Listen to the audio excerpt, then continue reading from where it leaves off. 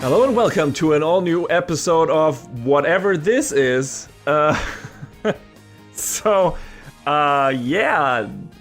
is not...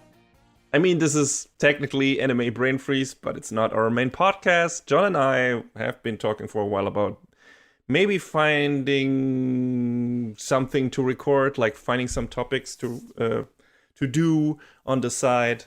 When there is maybe a bit of a dry spell in terms of anime we want to watch, and maybe we also just don't want to talk about anime all the time. And we were like, hey, we like video games. We regularly have tangents on our anime podcasts about video games. So why? Yeah, that's fine. Don't worry about it. It happens. It is known to happen.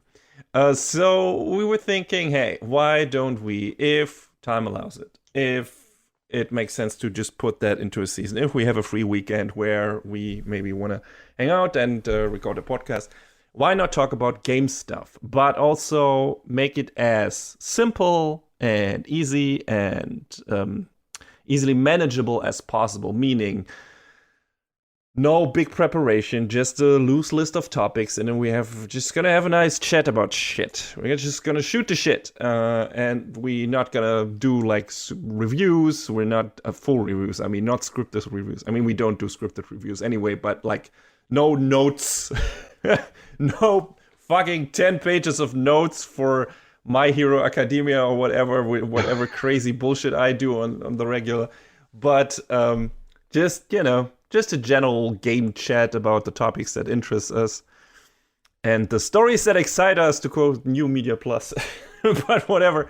And I think that's what we're going to do with this. It's not going to happen regularly. It's going to be like a spur of the moment thing where it's like, hey, is there time? Do we want to do this? Maybe once a season, maybe twice a season, maybe twice a year. Who knows? It's just going to be a surprise. And whenever you see this thing pop up, it's a new bonus thing, whatever. And I think for now we've settled on the name FreezeFramesPerSecond, which is fun. Yeah, it sounded pretty good. So yeah, it's a bit connected to Anime Brain Freeze, but also to games because of FPS and stuff like that. So let's go with that for now. We will just head it off. We're probably gonna still have some sections, because this we're gonna talk about games, of course. Maybe if there are news, we're gonna talk about news, which we have kind of totally scrapped on the main Anime Brain Freeze podcast, unless there's a really big thing happening. And then maybe some special section, I don't know what we're gonna call them, topic du jour, or other editorial, whatever. I don't know what I'm gonna call that yet. And a couple of ideas for some other special sections we might want to do. But yeah, let's just hit it off, as the kids say. They probably don't say that anymore. And do they? No, Gen Z has like, I don't understand what they talk about, I guess, because I'm old, and but please let them talk. Let them figure it out. They probably got a better grip on it than we do. Yes, anyway, let's hit it off with the games.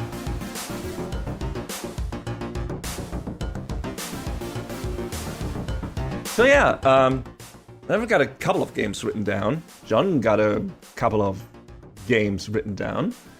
So yeah, John, feel free to hit us off. Just go with what you played in recent time that, aside from Final Fantasy XIV, which we know is your bread and butter at this point.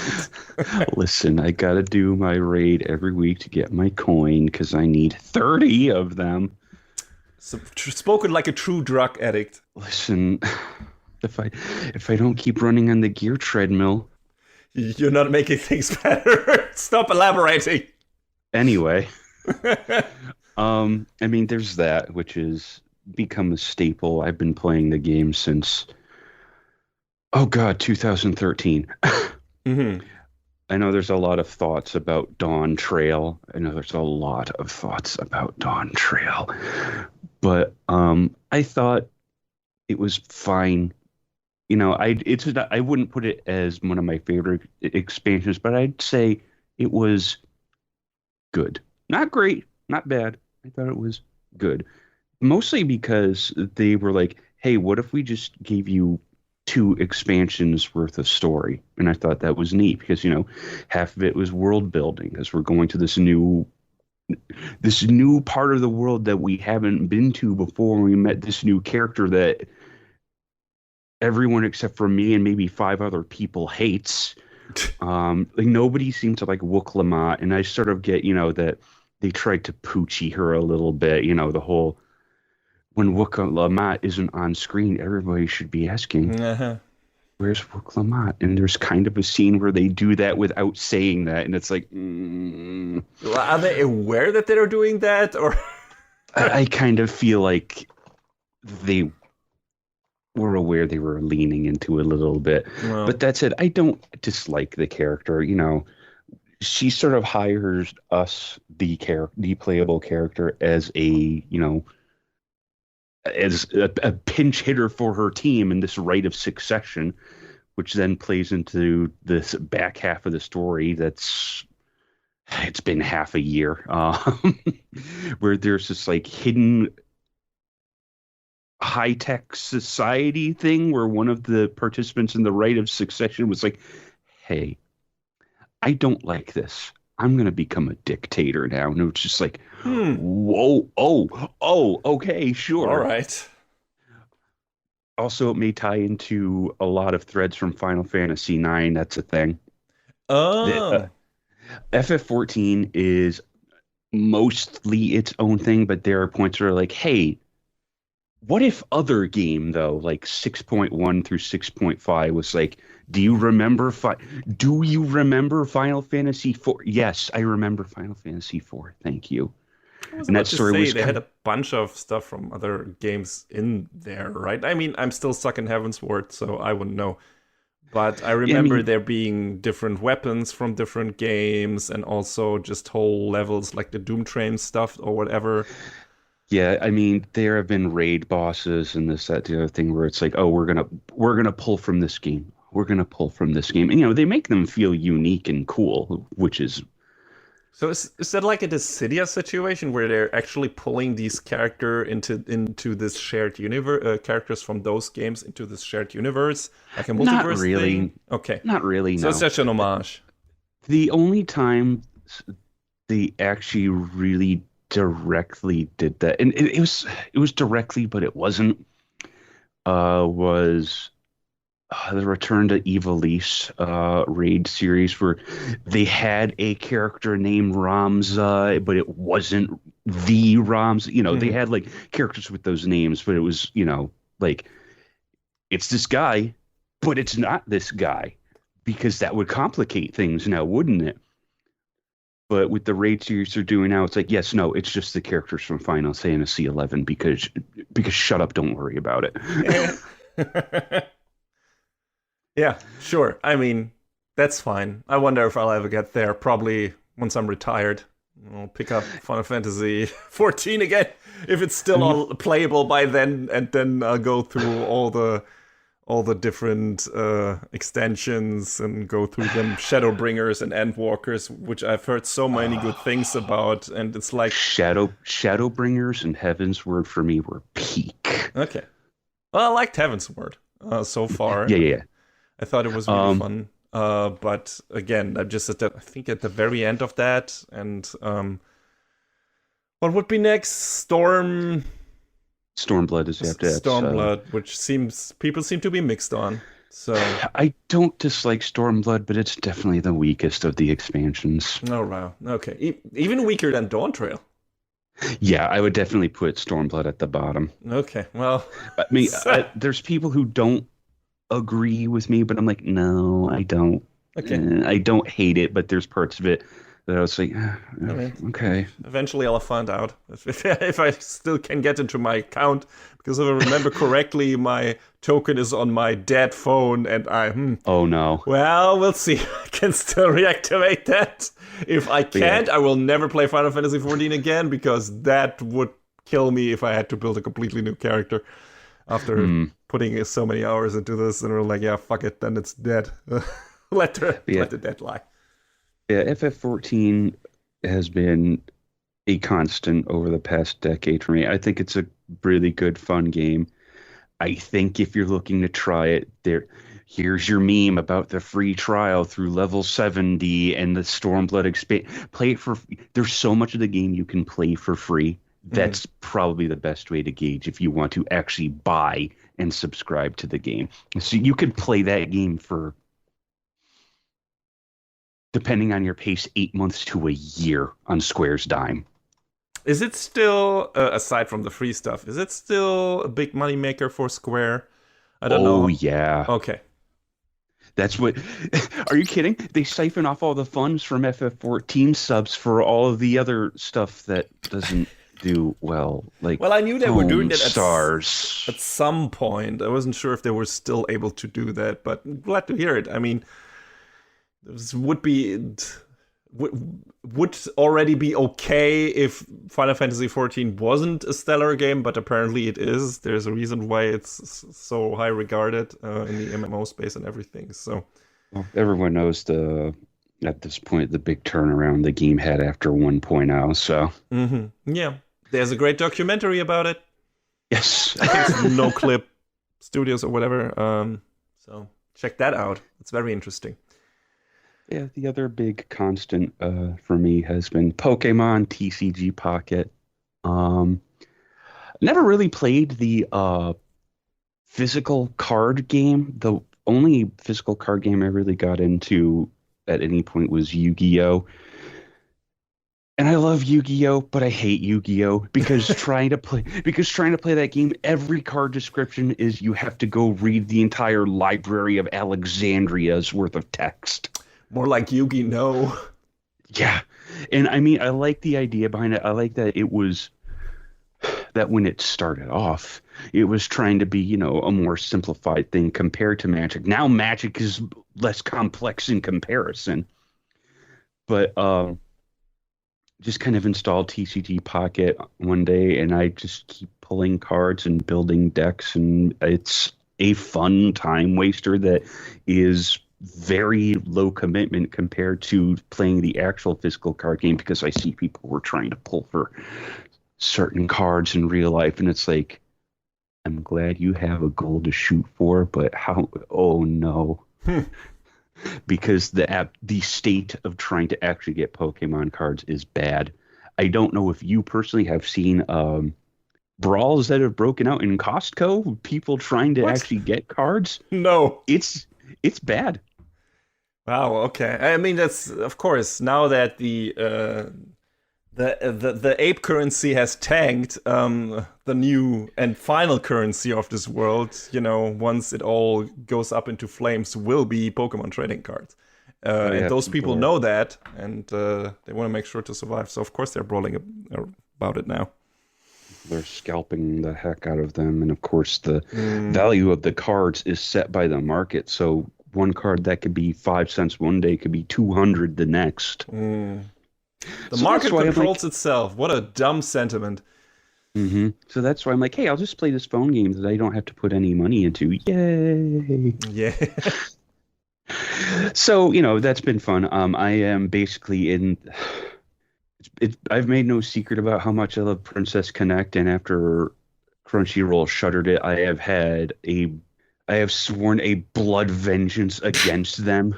Okay. So I am right now instead waiting. I am in the Uma Musume waiting room. So I want to see how that game is when it releases. Because I have bounced between a lot of mobile games. Right now, TCG Pocket has been the good one for me. But, it's like maybe one other one in there.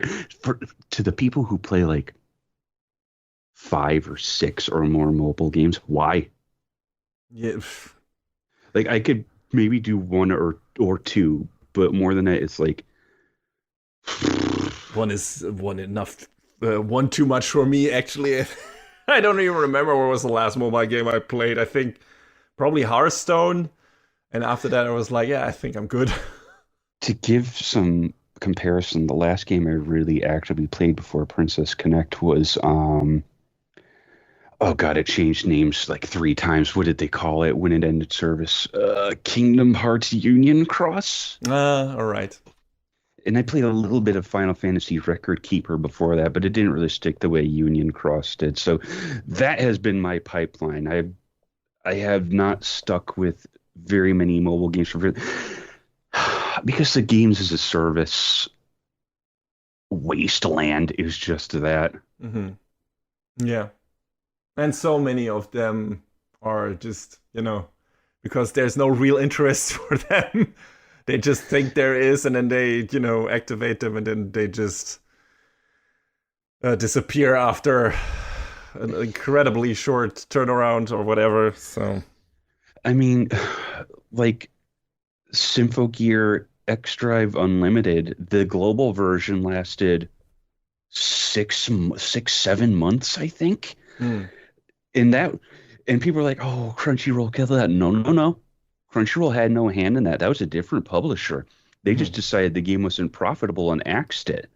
Great. Kind of like with Love Live School Idol Festival 2. That was around for 2.5 months, dude. Wow. It was so unhinged. They announced the launch date and the end of service date in the same tweet. I mean, at least people knew what they were getting. Maybe the games as a service bubble is finally popping. One can only hope. Fingers crossed. Yeah. But, that's mobile games for me. I think TCG Pocket is a fun time waster. The cards, they got the cool art. And it's a fun condensed version of the actual card game. Like some of the rules on some of the cards are different than the actual game, which, it makes sense to change it around a little bit since it's a slightly different format, which is interesting because I played a little bit of Yu-Gi-Oh! Duel Links and all the cards remained the same. It was just the format itself was condensed down. So you can make it work one way or another if you try, I guess. Mm-hmm. But, transitioning off of that, I guess we'll stay with Pokemon because I have been trying to work on Legends Arceus. And I guess I should try harder because we'll have another bit we'll be talking about a little bit later. We'll at least touch on. Mm-hmm. But Legends Arceus is, I guess, the Pokemon Company's, I guess, technically second try at an open world Pokemon game because the bones of it were with Sword and Shield with the wild areas. Like the map as a whole was an open world. And then they did this with Legends Arceus where they sort of broke it up into different zones. And then Scarlet Violet came after that where they were like, here's the whole map. And they pulled the Skyrim saying, you see that mountain? You can For some climb reason it. I thought that Arceus came before Sword and Shield, but I guess I was wrong. It did. Wait, no, did it? No, hold on. No, I thought it came after. No, you're probably right. It makes more sense, but There's so many. Number one, there's so many games. mm-hmm. Number two, there's so many games that you can look at and say, yeah, this was definitely a test environment for. Yeah, okay, I wasn't crazy. Sword and Shield was 2019. Legends Arceus and Scarlet Violet were both 2022. What do you mean they were both the same year? Okay. That explains it. You can tell that some games are like a test environment for other games. And I have said this to you and some of our other friends that I firmly believe that the Bowser's Fury part of the Switch re-release of Mario 3D World is a test environment for the next 3D Mario. Like, I feel that way 100%. Could be the case, yeah. I wouldn't be surprised either. But, Legends Arceus, they're trying something different. There's different evolutions in there because it's sort of like an ancient, timey version of the region from Diamond, Pearl, and Platinum, which I think that was probably one of the last ones you played, right? Or did you play XY? You played XY. I played XY. That was actually Y was the first Pokemon game I ever played, and Oh, okay. I thought you had touched Gen 4. My bad. no. Just Y, and then the next one was half of Sword, I think. Maybe not even a half. I'm not sure. I stopped in the middle. I still got There's Arceus laying around here. Someone gifted that to me because they didn't want to. I got that in a bundle and didn't want to play a Pokemon game. And I was like, okay, thank you very much. And I also haven't touched it yet. So. I mean, Nintendo has been making this. I mean, I guess the Pokemon Company and Game Freak aren't exactly first party Nintendo, but it feels like Nintendo has been making a push to try and make these open world games. Like, I didn't like Breath of the Wild, and they didn't touch Tears of the Kingdom, but those were definitely. Breath of the Wild was definitely the first try at this. And then they're like, hey, what if some of our other franchises could do the same thing? And I feel like Legends Arceus is a bit more engaging on that. Just because you're going around, there's more different environments. There's the variety of the little critters to catch. There's a whole bunch of them. And do this and all that. I mean, I have been playing Pokemon since close to the beginning. Jesus Christ, the game's launched in 1996, dude. Yeah, that's a while. When did the anime launch? Was it at the same time? I don't think it was at the same time. I want to say it was probably. I'm going to check it right now, but I am going to guess 1998. Let's see how wrong I am, because I am willing to. You know me, I'm always willing to be wrong. Pokemon the anime started in 97. Okay, I was close. And then Ash only won the championship once. Hey, better than never. Took him a while. Did you know that much like Detective Conan, there's been less than a year that's passed in Ash's journey? Of course. Shut up, don't think about it. Doesn't make a lick of sense. Like, there are more than 365 episodes in that show. So how does that work? Some of them take place at night. But no, yeah, I do this weird thing in every Pokemon game where I'm like, hey, what if I try building a team that is actually native to, that region, just to, experience, see what's new, experience what's new. Yeah.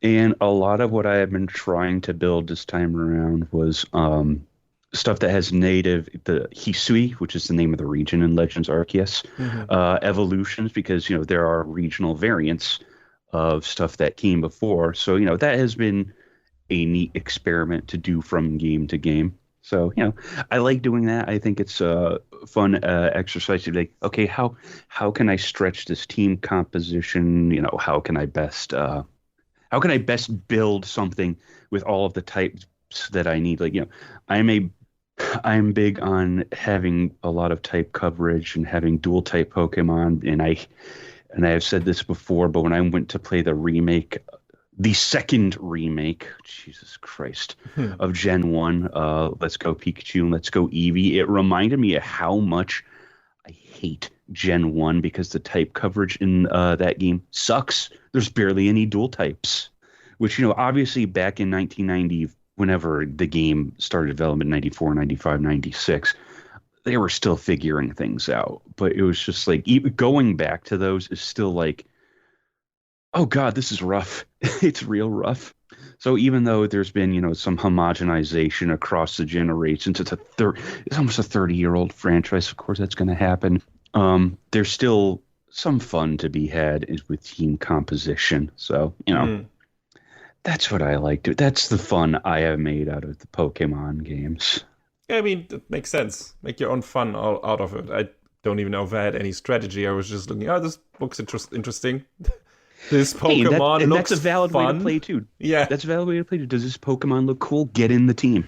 Aside from having, one of each dominant element in there, so I could, if necessary, would have a counter element. I mean, you can't account for everything, but if you're like, oh, okay, I'm in this region, there are a lot of these and these types running around, so I'm just gonna put that in here, and yeah, that was pretty much always my approach. But again, I haven't played many of these games and definitely never completed any of them. Well, no, that's not true. I completed Y. I completed Y. Didn't get all the Pokemon, of course, but I played through the story, quote unquote.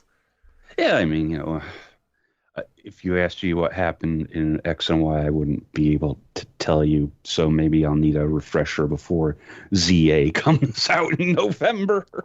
I really like the style of Sword, where it was like had a bit of a foot, and that's what they were going for, because it was like a UK styled world, right? That it was set in, so it had a bit of a football vibes during the gigantic battles in the stadiums, also with the music and everything. And I really like the battle theme of Sword.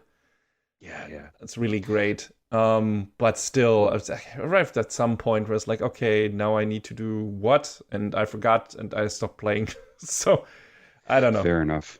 There's never that much story in those games, and I mean, they're made for kids. Yes, I accept that, but also I don't like that excuse where it's like, hey, can also, all the games we played as kids on the Super Nintendo and stuff like that, they were also made for kids, but some of them had really strong stories that just strung you along anyway, or the gameplay was really fun. And the gameplay in Pokemon is fun, but also when it comes down to it, it's, baby's first RPG.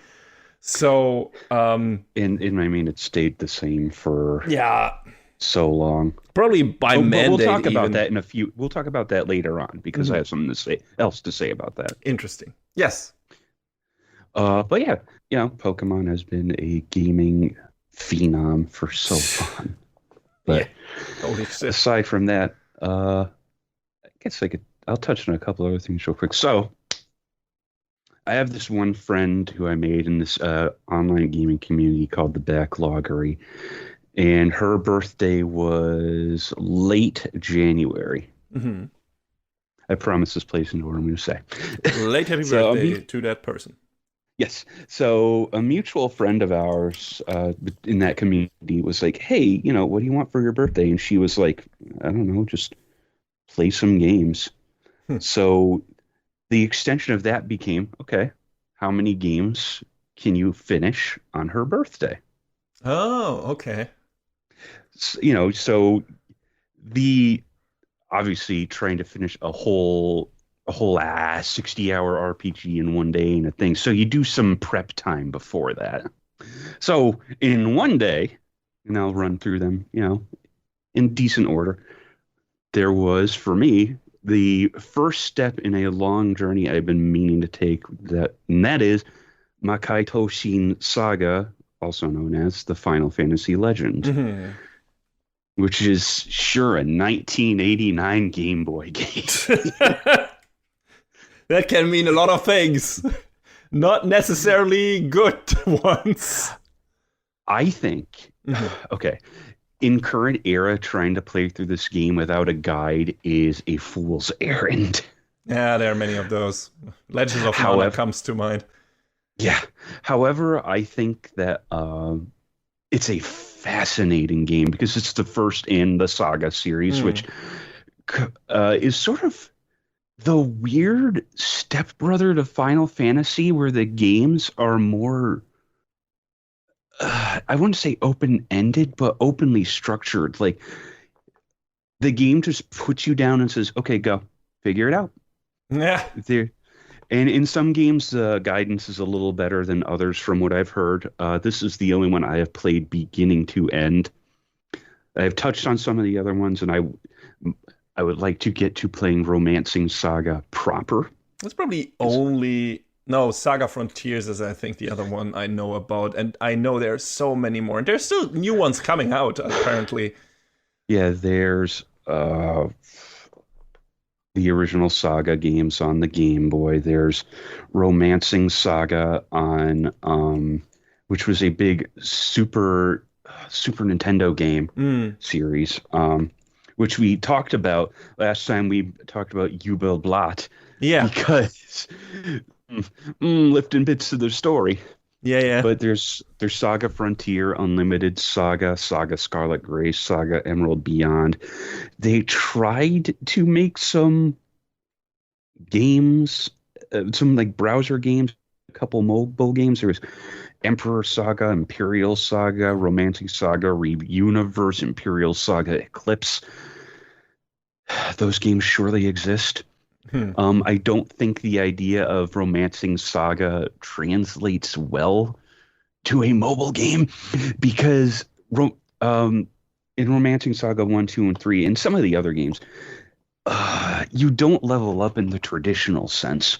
You learn by doing. That is to say, your characters will have, I think the translated term is a glimmer. Like your character will have like a literal aha moment in the middle of a battle, and they'll learn something new in that moment. And that's how you play the game, by trying different weapons, by having different combinations of characters in your party, by casting different spells. So it's really cool like that. It encourages you to try new things, see what happens. It is the literal fudge around and find out game. In the positive way, though. Yes. Yeah. Yes. Final Fantasy Legend 1, 2, and 3, at least from what I played of Legend 1, isn't so much like that. It's a bit more rigid, where the game starts you off. It says, okay, choose what race of character you want to be. Okay, and now choose 3 more characters. And you have your standard humans. Humans can I say this? Humans are bad at magic. However, you could have ended it there, like before at magic. Yes. Humans are bad at magic, but they can wield a lot of different weapon types, like really well, because you get these upgrades throughout the game that you can just spend on yourself that increase your strength and your agility bit by bit, because they're basically strength weapons, agility weapons, blah, blah, blah, blah. You have mutants, which were originally called espers, I believe, in the original translation. So go figure on that translation. Who have less equipment slots, but they're more adaptable because their stats grow naturally through the course of battle. And they're really good at casting magic, but their downside is, that spell that you've been using for like 20 battles now that you really like, I learned a different one that takes it over its spot instead. That's not great. Yes, but that's why save scumming exists. And then there's monsters, and monsters get stronger by eating the meat of other monsters that you beat in battles. So it's not guaranteed that a monster that you beat, that you defeat, will drop its meat. But when you do, you can have a monster eat it, and there's a chance it will change into something else. And there's several big long tables online that you can reference to see how that works. And I mean, it can be fun to do that blindly and just figure it out for yourself. But I was like, okay, I'm looking down this long table, and I'm like, well, which has the skill set that'll work the best? How do I get there? And it takes a lot of if you want to actively figure it out, it takes a bit of brain power. But that all aside, it makes the game really cool to just mess around with and try. And it's definitely the first of its series. It definitely is like, yeah, this sure is a 1989 game, like I said at the top. But I think it's cool.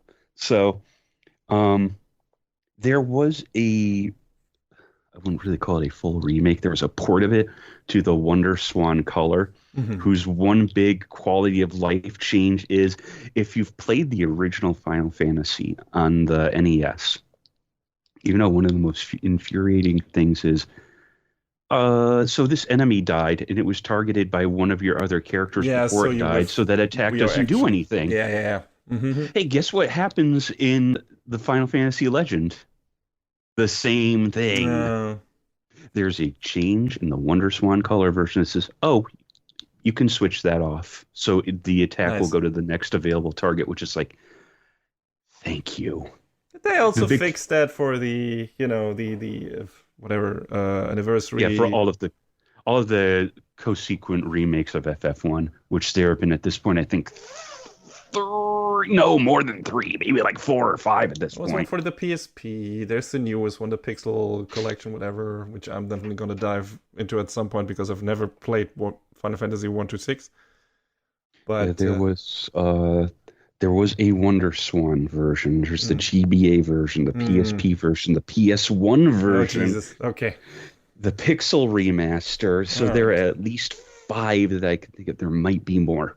It was probably on mobile at some point too. Sure, throw that on the pile. Yes, Final Fantasy Legend is cool. It was definitely the first of its kind. I played it in the collection of Saga that Square put out.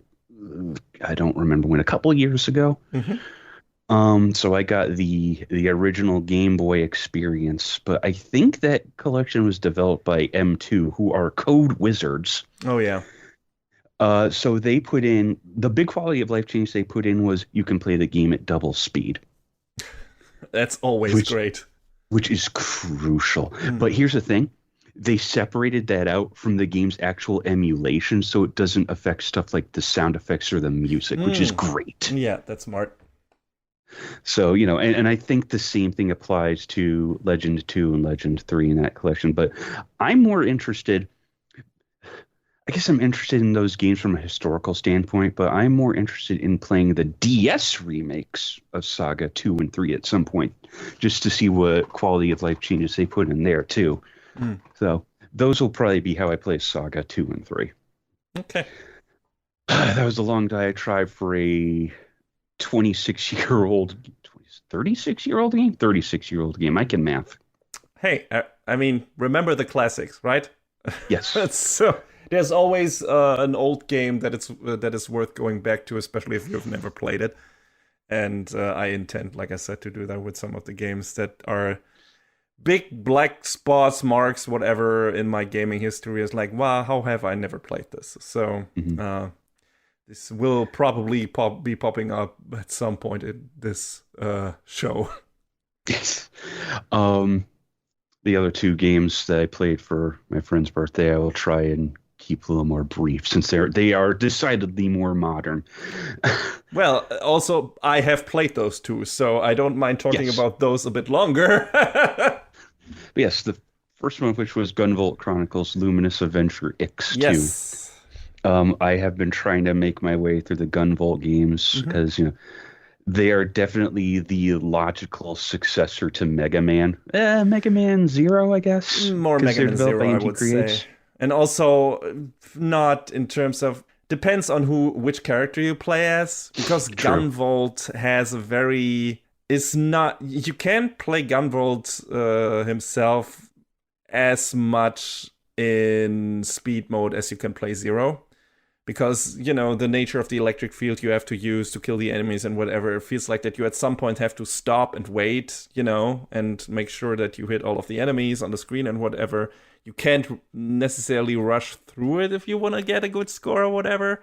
And also, it's just not as fast-paced as the Zero games are, in my opinion. So...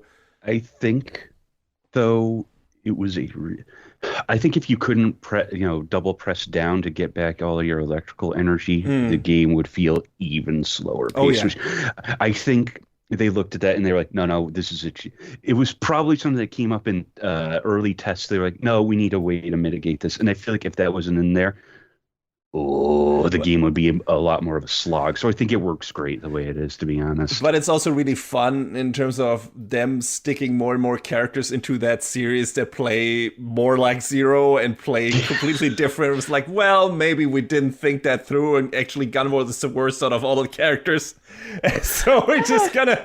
I mean, like... I don't even remember if you can actually play him in 3. The main character is the girl... Oh, I forgot her name. But she's definitely she plays definitely more like Zero and more like Copen in the two and he is the main character of Luminous Avenger 1 and 2. So it's like at some point the Gunvolt series moved away from Gunvolt. which is funny. The Gunvolt extended universe. Yeah.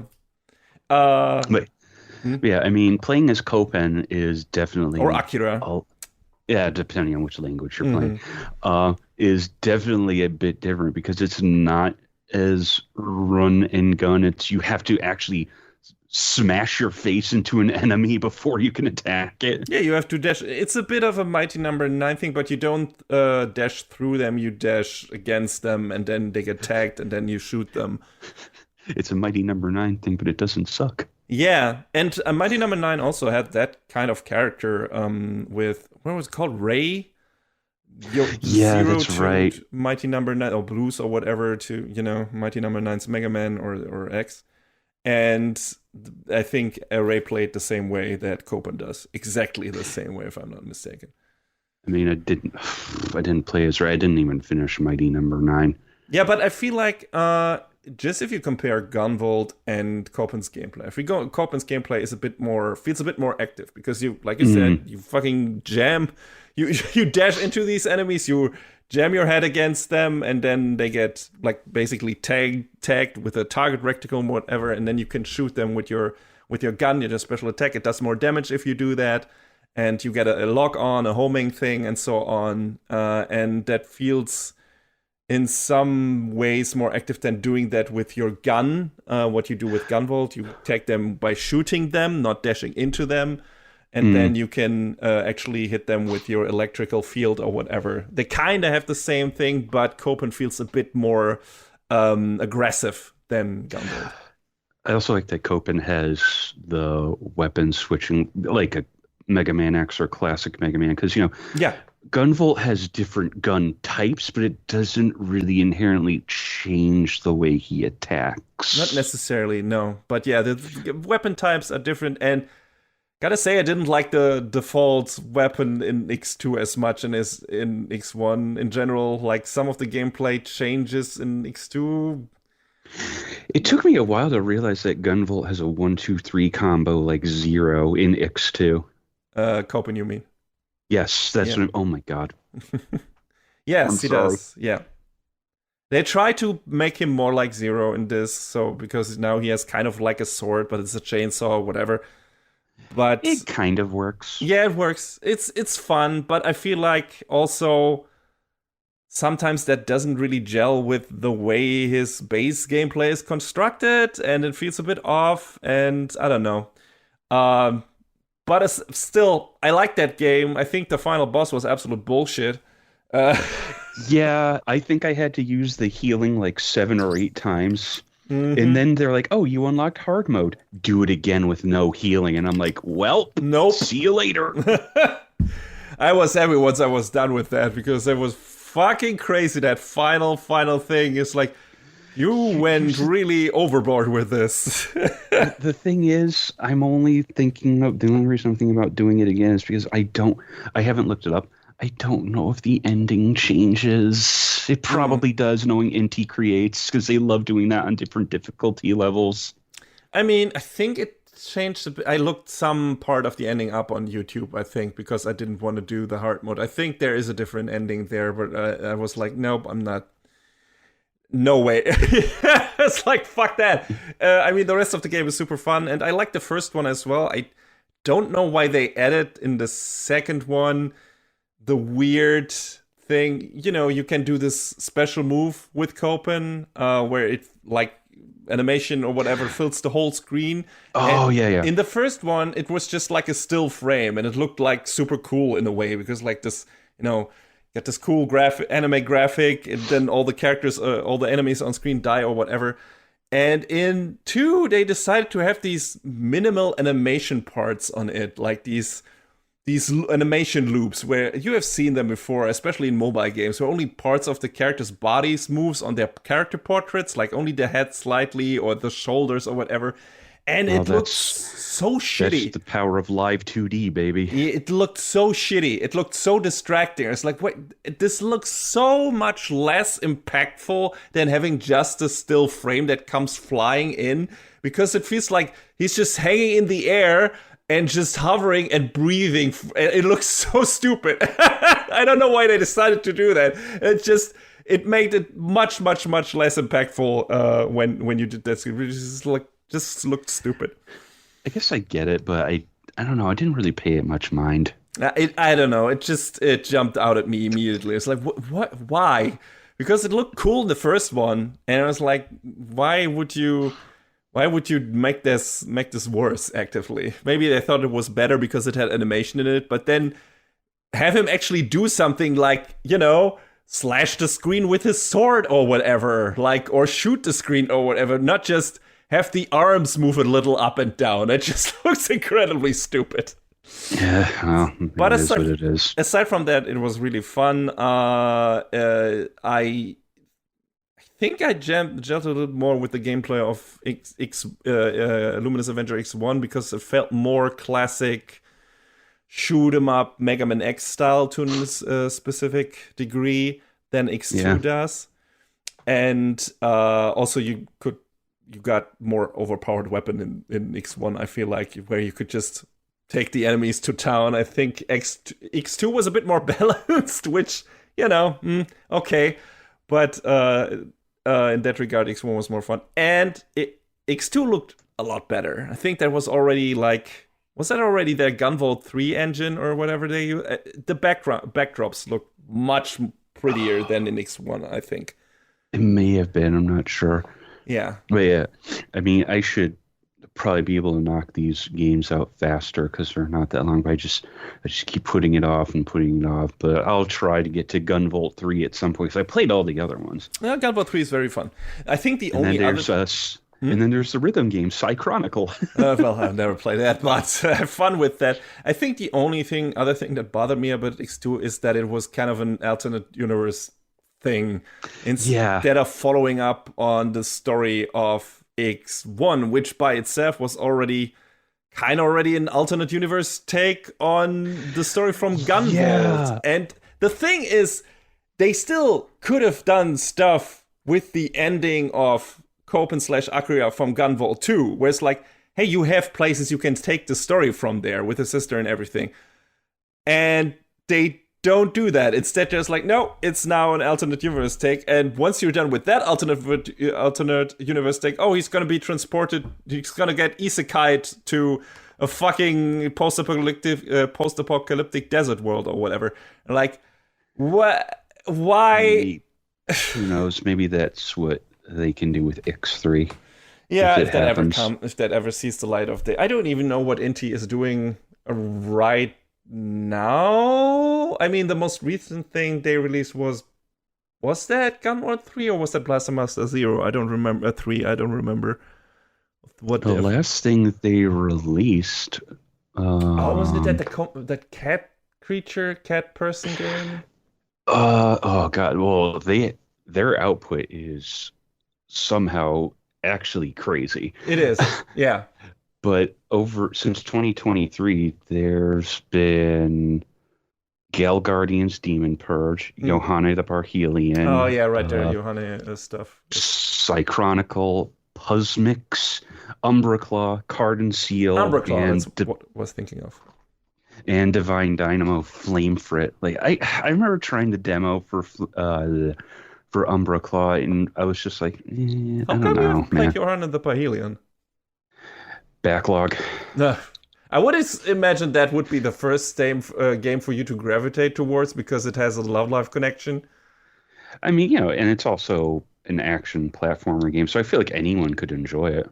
Sure, but for you especially, I would imagine, hey, there's something to immediately latch onto, so putting that at the top of your list when it comes to, at least that kind of genre. I mean, that's true. The game was also, I said this previously, it was also announced on an April Fool's Day thing. So I was like, oh, this game is not real. And then it came out and everyone was like, what do you mean? What do you mean? Mm-hmm. And then a friend of ours and I went to, I don't remember if I told this story on the podcast. We went to Anime Expo one year and Yohane Yoshiko's voice actress just sort of popped up at Inti Creates' booth. Mm-hmm. She was just there to for a photo op and to sign her name on the standee of the character they had there, and I was just like, "Huh? Cool. What just happened?" Mm. So that was neat. But yes, Inti Creates somehow puts out a crazy amount of games. I mean, they've got another one coming out soon, which I'll talk about in a little bit. But yeah, yeah, Uh, Gunvolt. There are so many Gunvolt games. what did you like more, X1 or X2? That's tough because it's been a while since I played X1, but I feel like, yeah, it was probably a little more traditional, like you were saying, but I sort of liked the different weapons in X2 because I felt like there was a little more variety, again, Yeah. not quite as OP, but you could still figure out some weirdo cool stuff to do with them. So I feel like from that standpoint, maybe I like X2 a little better, but the story in X1 was definitely a lot more interesting. Yeah, agreed. Last one for me. Uh, this one you also played Metroid Dread. Yes, and very much enjoyed. I think it's probably one of my favorite Metroid games at this point. I played through it twice. I don't know if I'd rank it quite that high. I think Zero Mission and Super edge it out a bit, but coming off of Mercury Steam's last work with Samus Returns, it was definitely a vast improvement. Like, I hated Samus Returns. I never played it. But before I played Dread, I had a whole run up to it by playing through, well, Zero Mission, so remake of one.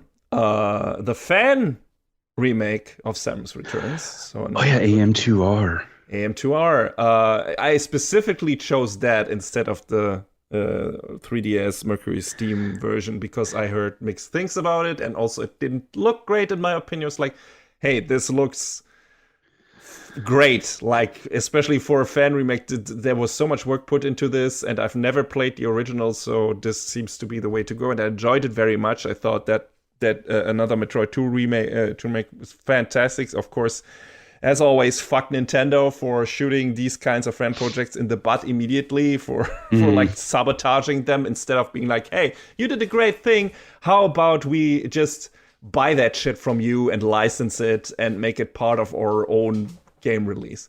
Like, I will never. There's probably some legality stuff that makes that difficult, but why the fuck? Why don't they even try? Like, I don't know, man. I will never. There's so many great fan games out there. I've played some recently that I really enjoyed from the Mega Man sphere. I will probably talk about them eventually as well. But it's like Capcom is much more lenient when it comes to fan games. Like, they just hey, as long as you don't ask for money, just go for it, right? Yeah, Capcom and Sega are pretty lax. Yeah, their policies are great on this. But again, also, just maybe go out on a limb on some of these that are really good and just get these guys, or at least get these games, and tell the guys, hey, is it okay? We buy them from you. Maybe you make, I don't know, 10 cents on every sale or whatever. Like, otherwise they can't sell them anyway. And it's like, hey, and then, or $1, or I don't know what's fair in the game space, depending on how much money they ask for it anyway. Make it a very slow, low-key release for like $5 or something like that, and then have it, but put some, official release, chops behind it, and actually make it not maybe disappear into the ether. I don't know. That would be great. Some of these games definitely deserve this, and another Metroid 2 remake was definitely one of them. I enjoyed that thoroughly. I'm super sad that it just had to be canceled. Of course, you can still get it. It's out there. It's on the internets. Everything lives on the internet. Yes, forever. Like search your torrent search sites or whatever. It will be there. There's some place to get this, some internet form or whatever. And I would recommend you doing that. And judging from what John said, definitely get that over the 3DS version of Samus Return. Yeah, I played a little bit of AM2R when it wasn't finished yet. Like, it was definitely still going through development. I think the final battle, the battle with the the Queen Metroid in Samus Returns was done really well, and it's really cool. Mm-hmm. Everything else leading up to that point and everything after, like the final boss they added after that was like, why is Ridley here? Yeah. Why is he the last boss? Why does this matter? This is stupid. Yeah, it kind of also robs the ending of its atmosphere. I know what they were trying to do with this, like a gotcha moment, right? There's one more thing that wasn't in the original, right? So, and it's supposed to be a lead into Super Metroid. I get it, because Ridley steals the baby from the research station or whatever. But also, like, that makes that less impactful, because technically you haven't seen Ridley since the first game. And oh, he's back. Oh, he's stealing the fucking baby Metroid or whatever. And if he appears in the second game, that shit is not as cool in Super Metroid. So why even do it? Because in the original Metroid 2, I don't think he was there at all. No, you just get the baby and you get the fuck out of there. Yeah. Yeah. And he's not in another Metroid 2 remake. He's not there. You just get the baby after beating the Metroid Queen, and you fly off the planet and you're done. And it has this nice coda where you're like, just the baby helps you get out of the fucking from the core of the planet, and you get to the ship, and it's just following you, and there's this nice, soundtrack and everything, and it's very mellow, and it's like a really nice slow fade out of the game compared to all the other Metroid games where you got a timer ticking down on you.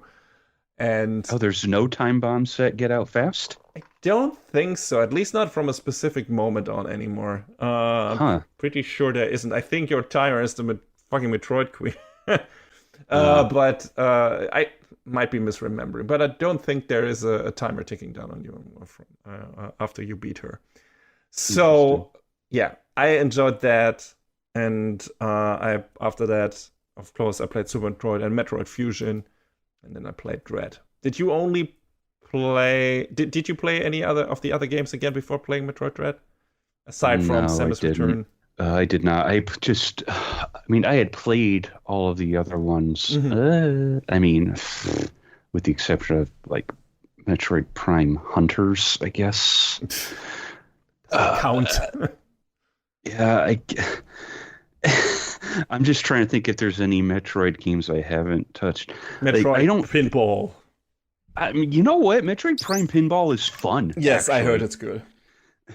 I guess the only two I haven't played all the way through, I've at least put hands on them, are the original NES Metroid and Return of Samus. Mm-hmm. Like, those two I haven't played all the way through. I have played them in some form, though.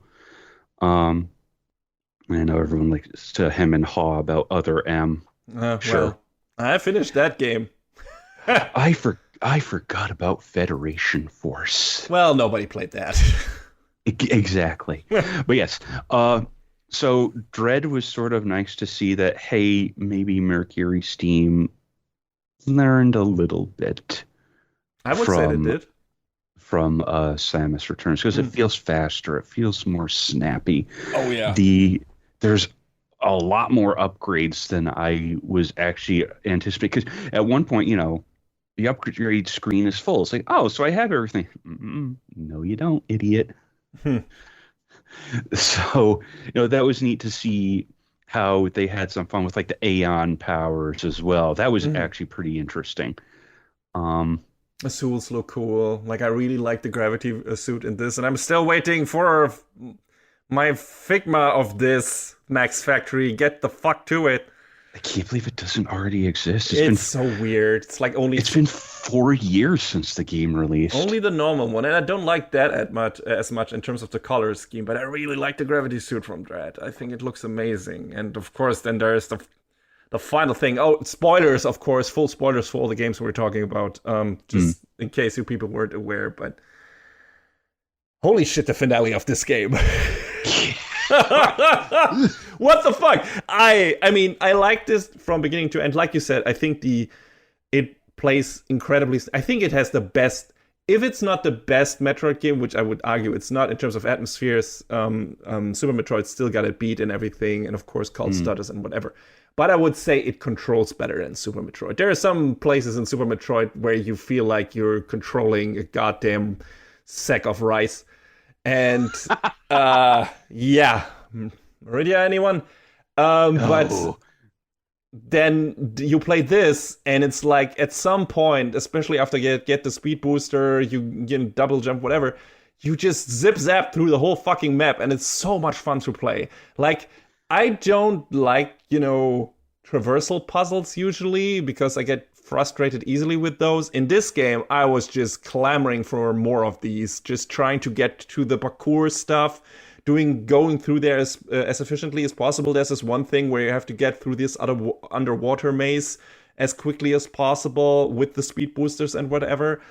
And it's so much fun. I feel like the movement in this game is fucking peak. Like, it's so much fun to play. Some of the Shine Spark puzzles were like, I had to really sit down and like figure it out and then lock in. I was like, okay, how do I do this? Like, I see where I need to go, but how do I execute on this in particular? Because some of them are like, oh boy. Yeah, but again, you have to Shine Spark into an incline, run up the hill, store the energy, jump up, Shine Spark up again, run up the next hill, store the energy, Shine Spark straight up. It's like, Jesus Christ. Oh my God, it's some of the most complex stuff in the whole series, I feel like. Yes, but the game can take it because the movement is so good. Like, if there was one really frustrating aspect in the movement that could break the whole thing, like that could make all of these puzzles so unfun to play and just so frustrating, and none of them really are, aside from, like, if you fuck it up, it's your fault. It's not the game's fault, in my opinion. And that's how it's supposed to feel. And I got that constantly from Dread. Every time I fucked it, I was like, okay, I know what I did wrong here. I know how to do better next time. And I never felt like it was the game's fault. And it was like, you fucking bullshit game. I might have said that because I curse at my games very often. But I never really felt like that was the truth. Like, I was never really angry at the game in these sections. There's some sections in that game where we can consider that the Emmys, of course. But the general traversal, the general movement in that game is fucking amazing. And then you get the puzzles, you get the actual fights against the bosses and stuff like that. The parry is really well integrated, like how it's working. It's so strong. Like, better get used to using that thing constantly, because without it, you're fucking dead. Also, it's not as fun without it. But it's so much more. It's so well integrated. It's and all the movements options that you have, all the special weapons that you get, and it's mixing things up. You don't get the morph ball until half of the game is done. Yeah, it takes a long time. This is crazy, and it's just some of the hubs are maybe not as interesting in terms of how they look. It's all got a very machinery feel to it. There's one area that's more bioorganic than the others, but it's still there's still some machine structures in that as well. And that's maybe some of the other Metroid games are a bit more varied in that regard. So that would be something I would say is not as good in this. And also, one of the big things in this is, which is kind of an extension of what they did in Metroid Fusion, where you're hunted by this parasite copy of Samus, is you have these areas where there are like these death bots that are hunting you, and you have to find a way to disable them. And these can become really shitty because it's one hit death. Like, once they find you, you're dead. It's not as frustrating because there's not, like in Dark Souls or whatever, where you then have to walk a million miles until you get back to them. You're immediately usually in front of the where they get activated. You can try again immediately, and that helps a lot. But still, these sections can be kind of grating and stressful. And I mean, they're intended to be, but also that's not necessarily a gameplay aspect I would associate with the Metroid experience, if you know what I mean. That's not, Metroid for me is exploring. It's the classic Metroidvania thing, of course. That's why it's in the name. Search action in the Japanese term. You won't get further at a specific point in the game, okay, then you turn around and look at a different place and try to get a new upgrade, and then you return later to that point and get farther there. And it's all about exploration. It's about atmosphere, you being alone in this big world and trying to, get your bearings or whatever, and trying to find your way out of it, and, solving a mystery, and there's a story on the side and whatever. And the X-Parasite and this adds like this kind of pressure to it, and that's also very punishing to a certain extent. And I don't necessarily like that, but also after getting a hang of how to deal with them, and you get some, additional tools later that help you kind of counter the enemies more easily. But if there were some critique about this game, I would have to dish out. It would be the MS sections, and it would be not all of the hubs being varied enough and interesting looking enough when compared to other Metroid games. Aside from that, I got nothing to complain about the game. How did you feel about it? What grinded your gears? I mean, probably a skill issue, but man, some of the bosses in this game are like tough. They're brutal. Tough. Yeah, they're really brutal. Like, some of them really dismantle me, but also, again, same experience as I had with the traversal puzzles. I don't remember how many tries it took me to beat what was it called? Experiment Z57. Oh, the one where you are in the square room, and it has these, I don't know. It's got all the bullet hell shit. It's kind of jumping around. It has like the mouth beam that aims at you. Yeah, I get it. That is probably the tough. Aside from the final boss, that is the toughest boss in the game. But again, there's a lot of stuff you can do to counter certain attacks of it, and once you know what to do, when to do, it's just like I felt like all of these bosses again. Same with Kraid, who is also a bit finicky at certain parts with the platform jumping and everything. But I felt like most of the time, if I fucked up, it was my fault, and it rarely I felt like it was the game's problem with that. Just like with the traversal puzzles, where I didn't get that feeling at all on the bosses, very rarely, where it was like, this pattern was bullshit, right? They didn't have to. This didn't have to come one after another. But aside from that, I still had so much fun, and a lot of those where it's like when I finished them, I got this right. So you just really this feeling of relief, but also success, which only a really good boss fight can give you, in my opinion. And I think that game was full of them. Last but definitely not least, the final boss. And I was smashing my face up against the final boss, and I just could not figure it out. I ended up having to read a guide on how to do, because I was just like, I don't understand what I'm doing here. So that one was a little bit for me. Okay, that's a shame. But I liked it. I don't know if I had to look something up. I probably in the beginning I was like, what's going on here? How do I counter this? But I think I figured it out at some point, and that fight is so goddamn tight, and it's so exciting. There's so many cool sequences, and considering I didn't, Metroid games live off their atmosphere. They don't necessarily live off their story.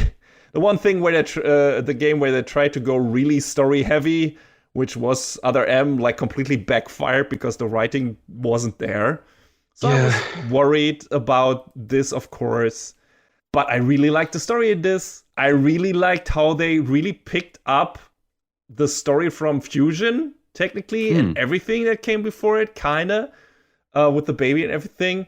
And, Samus being infested by Metroid spores or whatever. And then, doing this nice twist at the end with Adam. And, the real identity of the final boss and everything, and then you got this really climactic fight against him, and Samus unlocking her true power, and I think I was just literally on my feet yelling, "Let's fucking go!" because it was so good.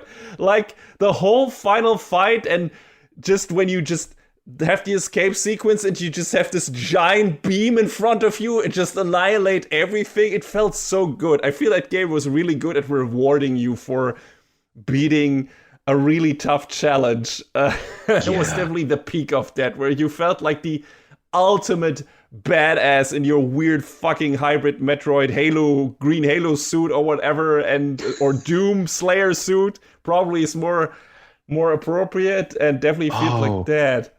now that you say it, Yeah, yeah. it definitely had Doom Slayer crossed with Metroid vibes, and Sam is just fucking going all out when she, when she unleashes her power, just yelling at the final boss, and she's so awesome in this.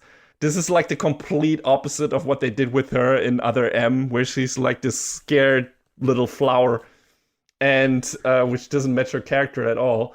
No. And in this, she's just amazing at the final battle. It's just so rewarding. Or for me, it was anyway. It was so good and it was so fun. I loved it. I thought the game got better and better and better the further it progressed, and the more movement options you got, and the story was surprisingly cool in how it wrapped up, especially if you consider this now probably being the end to the mainline Metroid series. We're still gonna get Prime 4, but that's kind of an alternate universe thing at this point. Yeah. So I thought Dread was fantastic. So, some things that probably could have gone better, I guess, but they were so marginal for me. I didn't mind. What was your overall general feel about this? You said you wouldn't rank it as high. Where would you rank it anyway? Hmm. Oh, like I said, my two favorites are probably Zero Mission and Super. Hmm. Let me look at a list of the games again. Because don't feel I don't feel like it's right to put Prime or Other M alongside the 2D ones. But I mean, it's also within the same franchise, so Doesn't matter. that's true. Yeah, I'd say it's maybe top three, top five. Mm-hmm. Because I also really like Prime. I really like Prime 3 a lot too. I know it's a stupid motion control gimmick, but there were these doors in Prime 3 where you had to actually reach out with the Wii remote. I remember. It's like Turn you were around. grabbing and turning the switch Yeah. and pulling or pushing. And I was just like, okay, this is like nothing, but it makes it feel like you're actually doing the thing. Yes. So I think this is really cool. Yeah. Well implemented. While not substantial, well implemented motion controls. So, and there's those. Fingers crossed that they don't fumble Prime 4, because Prime 2, I was sort of like, Yeah, let's see. I mean, the first trailer looked a bit, all right. Glad to see this thing still exists and will come out. But we'll see how it actually plays. I mean, before that, I probably would need to play through the first 3 Prime games. Oh boy. you haven't? I mean, again, I played through all of them, but it's been ages. Replay. Yeah, I played through them when they came out, but I haven't fully played through 1, 2, and 3 in ages. And so far, they've only released a remake of 1. I was expecting them to release 2 and 3 as a lead up to 4, like the remasters of them, but they have not. They do. Hmm? I hope they do. I mean, it's probably not much time left, right? Prime 4 is supposed to come out this year, right? I mean, even if they don't do it before, just at some point. Yes, of course. No, but that's exactly what I mean. It would make sense for people who haven't played any of the Prime games to get remasters of 1, 2, 3 before 4 comes out. But maybe just the timeline didn't work out for that. I don't know. But that's possible. Yeah. For me, I would probably put Dread up there with Super Metroid, though Super Metroid is more of a nostalgia thing. Like I said, some of the movement in that game is frustrating to me, but just the game looks so good and sounds so good, and the atmosphere is there, and it's a classic for a reason, and everyone loves it, and but like your single frame timing on your wall jumps. But just in terms of just playing the game, I had a lot of fun with the Dread, maybe more fun than Super Metroid at certain points. And aside from that, I don't even know how I would maybe we make top 10 Metroid games or whatever ranking at some point, but right now I wouldn't sure where to rank it. But it's definitely very high, like, and the rest somewhere below that. Other M at the very bottom, probably. I mean, yeah, I like Other M. I think it's great from a gameplay standpoint. Yes, the gameplay is fun, but the story is so shit.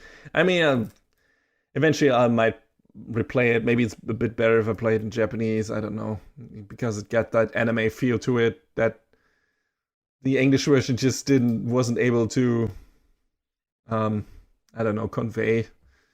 We'll see. Maybe that makes it better. Maybe that makes it worse. I'm in no rush to find out, though. Well, you can also skip cutscenes, so hey. Yeah, well, there's that. All right, John, anything more?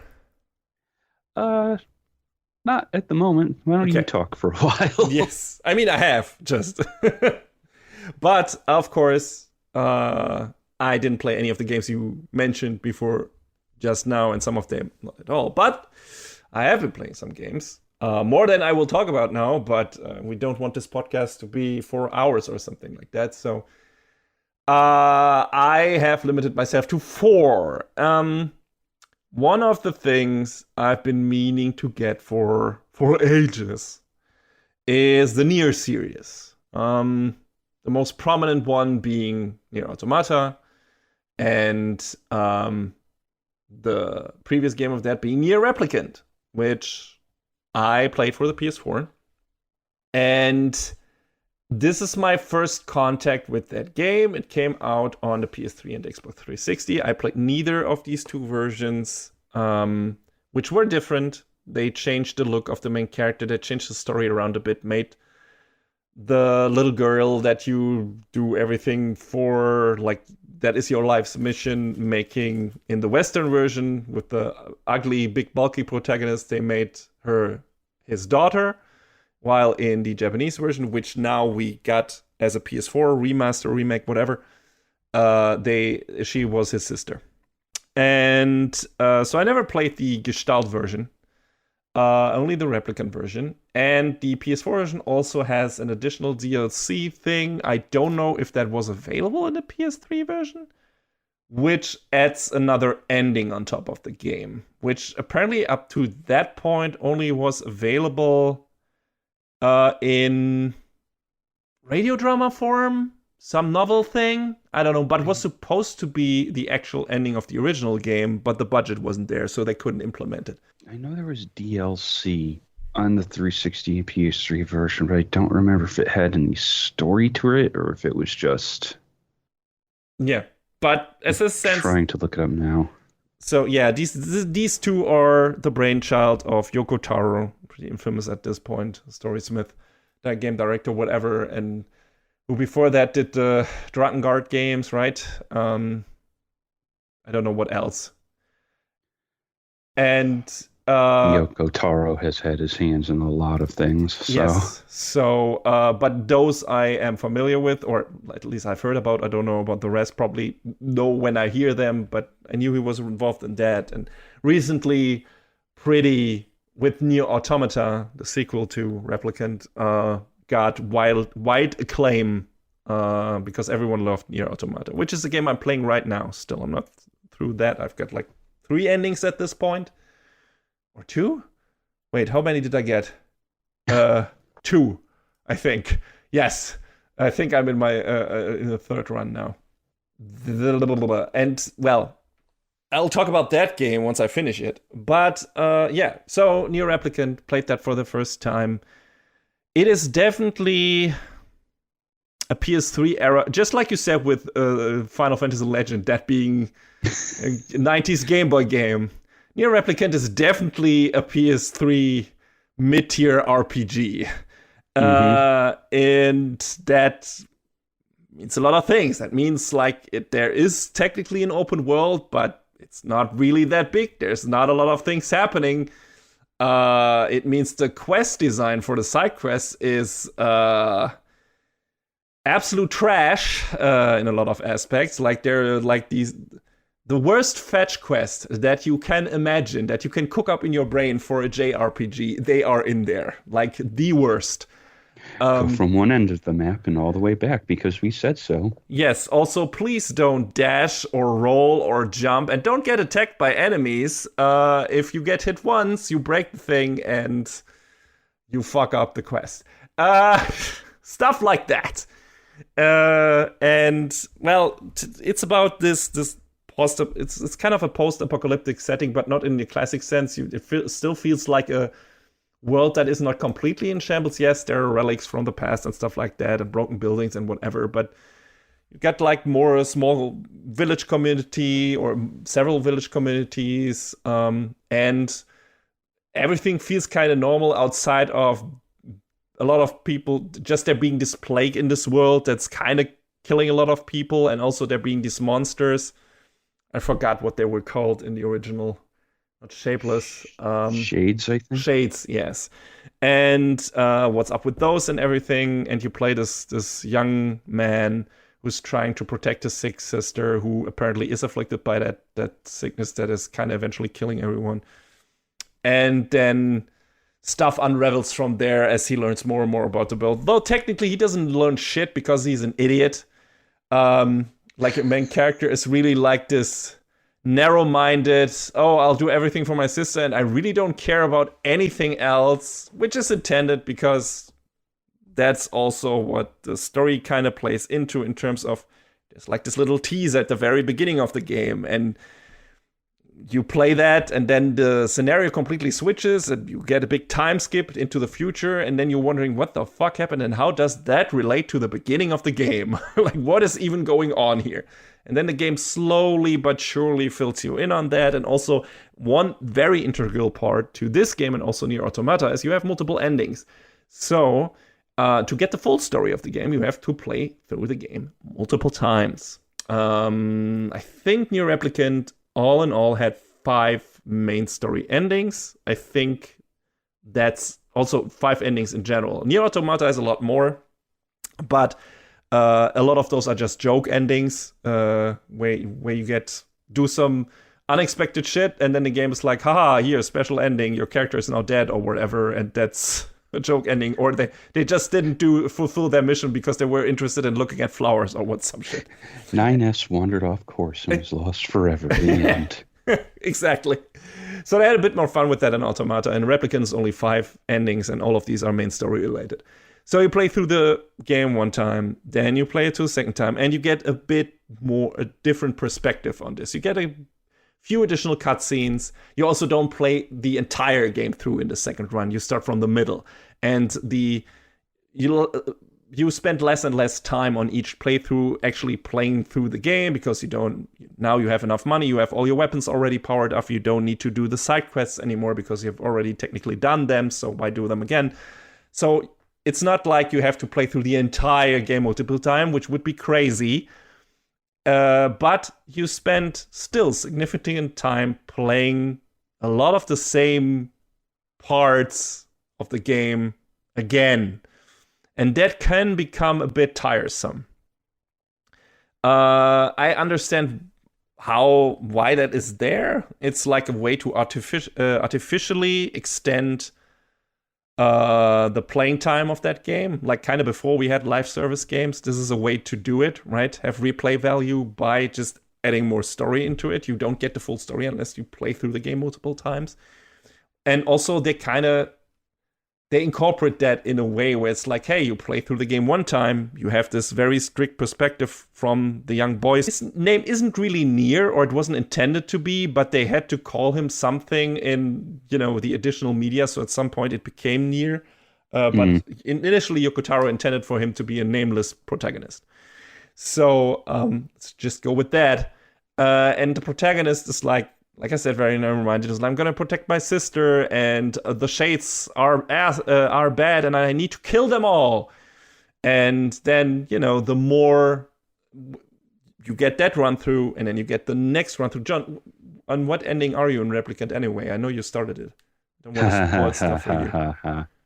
I mean, it's however old game it is at this point, but I had gotten quite literally to the halfway mark of the game, so. Of their first run? Or Yes. okay. Like right at the division where you grow up. Yes. Okay. Well, then I need to be careful of what I say. As you can imagine, once you have your first playthrough done, you get a kind of a perspective shift. Not as dramatic as in Nier Automata, where you play a completely different character, but some moments get extended. You get from a perspective from some other characters on certain events and stuff like that. And that also shifts your perspective on who is good, who is evil, who is doing what and why, and so on. Some of those you could already make assumptions on your first playthrough. But those get, much more concrete in the subsequent playthroughs. And then it goes on from that, and you learn more and more about the story, about the background, how all of this came to be, and what the reason for this is, what is Project Gestalt, what is all of this, and so on. So that's how the game progresses, and then by the end, once you play through the fifth time and get the fifth and final ending, you have the full game technically. Which is funny because if you don't get the fifth ending in the original version, then I would have been so fucking frustrated. Because the fourth ending is an absolute downer ending. Like, it is absolute, like, super depressing. Which is kind of the feeling of this game and Automata in general, in my opinion. This is probably what Yoko Taro is going for. It's like, I don't want to call it tragedy porn, but it is definitely going there in some place. It's to a point where it becomes kind of unintentionally funny. Like, there are these moments where it's like, okay, this is so tragic and sad, and then this happens multiple times, one after another, that it loses some of its impact. Or here's the side story of this old man who is asking you to find his dog because it wandered off. Oh, guess what? The dog is dead. Oh, guess what? Now you return to the old man, and now he died as well. And you're like, Jesus fucking Christ, game. Oh, remember, here's this couple who is always like arguing. Would be sad if something happened to one of them after they finally see eye to eye again, wouldn't it? And this happens constantly in this game. The game is so interested in kicking you in the balls over and over and over again. And I feel like, even as someone who really liked the Last of Us games, who are very much going for a holy shit, all of this feels so bad thing, and intentionally so. They're trying to do something with that and make this the aspect of the gameplay also work together with the story and trying to evoke a specific emotion inside of you. And I think the Nier games are doing the same for the sake of having a discussion about certain topics and certain themes. So I appreciate that. The problem is, if you go about this so fucking ham-fisted and you just jamming it in there over and over again, it loses some of its impact and just becomes comedic. And Nier Replicant has a real problem with that. Nier Automata, partially as well, and we'll talk about that once I'm finished with that game. I feel it's more relevant in Nier Replicant because it's just a bummer after a bummer after a bummer. And it's like, okay, all right, I get it. At some point I was just like, doing the jerk off motion with my hand. Once they going into another sad diatribe about the character's backstory, it's like, okay, let's try. I was making a game out of that. Okay, what could have been the worst thing that could have happened to this character before we met him? And like 50% of the times I was right. And also what happened to them after that and so on. I was like, okay, all right. And also the reveals of what is up with the shades and everything. Some of that stuff is just so, okay, I get what you were trying to do with this, but all of this at some point becomes so predictable to a certain degree. And also it's like you just expect to be kicked in the balls again, that it's neither surprising nor really impactful. It just becomes funny. Again, not all of it. Some parts where they just go completely overboard with this, where it's like, oh, here comes that sad music that you have heard 20 times at this point, because now this is a very sad moment again. That doesn't feel ham-fisted at all. And I feel like at certain moments, Nier Replicant really was hammering that down and was just going too far with it. I think I still like the story, the general story of it. I think the biggest problem, aside from the, ham-fisted moments I was just mentioning, was just the repetitiveness of it at some moment. Because some parts of this game, you literally just play 5 times. And some of these are very long parts, very long stretches of just fighting. And the fighting system in this game is not that great. Like, it's improved from the original release, so I've heard. but it's still... That's why I don't want to play the original ever. Like, there's some fun thing in there. You have evades, you have counters, you have stuff like that. You have weapons that do different things. Like the whole system with the armor, you having to use a very heavy weapon to break the armor of effectively of enemies. That's cool. You could have also done more with that. It's like, yeah, that's it. That's what you do. You have your magic system, which is also cool. But again, it kind of always comes down to you just hammering down, like hitting the characters and it feeling a bit sluggish, and just not that varied at all. Like, it feels very samey no matter what you do. And that can grind on you if you have to play through the game one time. If you have to play through some parts of that game 5 times, and especially the final stretch of the game, like the final dungeon, you have to play through from beginning to end 5 times. And there are some battles in that where you're like, again this, and again that. It gets, again, less problematic the further you go on, because your weapons become super strong and you get faster and faster through those fights because you become incredibly overpowered the more you level your weapons up. But still, it's like, again, this fight, again, this part. So that was a problem. And I feel like Nier Automata doesn't necessarily have that problem. Again, we'll get to that once I play that, because you play with completely different characters. And there's only a handful of parts in Automata that they force you to replay in their entirety. After that, it's up to you, because after you play through a certain chunk of the game, you unlock a chapter select if you want to go back and replay certain parts. And to grind out weapon upgrades, you have to do a little bit of that, or if you missed a certain side quest, yes, but there isn't like to the extent what you're saying with Replicant. Yes. So Replicant, very mixed experience for me, just to end this giant teardown. I like parts of the story, not all of them, because like I said, especially in the side quests and some of the main story beats, it's just tried to be the ultimate tearjerker and just went so far into that direction that it became comedic to a certain degree, at least in my opinion. There's some really strong stuff, especially the stuff with Kain. Really cool, like first cool character, got a really foul mouth on her. And really just a fun character. And, you got Emil, who's also really fun. And he returns in Nier Automata. Not really as a playable character or an integral part, but he's in there as a nice little cameo. And then, the characters itself are fun, aside from the main character, who is an idiot, like I said. But he's a caring idiot. He cares for his sister. But, he's, like I said, very narrow-minded and doesn't see the whole picture. And again, that's part of the point. That's the story Yoko Taro is trying to tell about, people being narrow-minded, and also, just in general, trying to have this discussion, this somewhat philosophical discussion about humanity, its purpose, and what it's doing and how it's harming itself and so on. And Nier Automata is doing the same thing. It's kind of trying to grapple with the same themes, in some parts more effectively, definitely, and also being benefited by much more fun gameplay.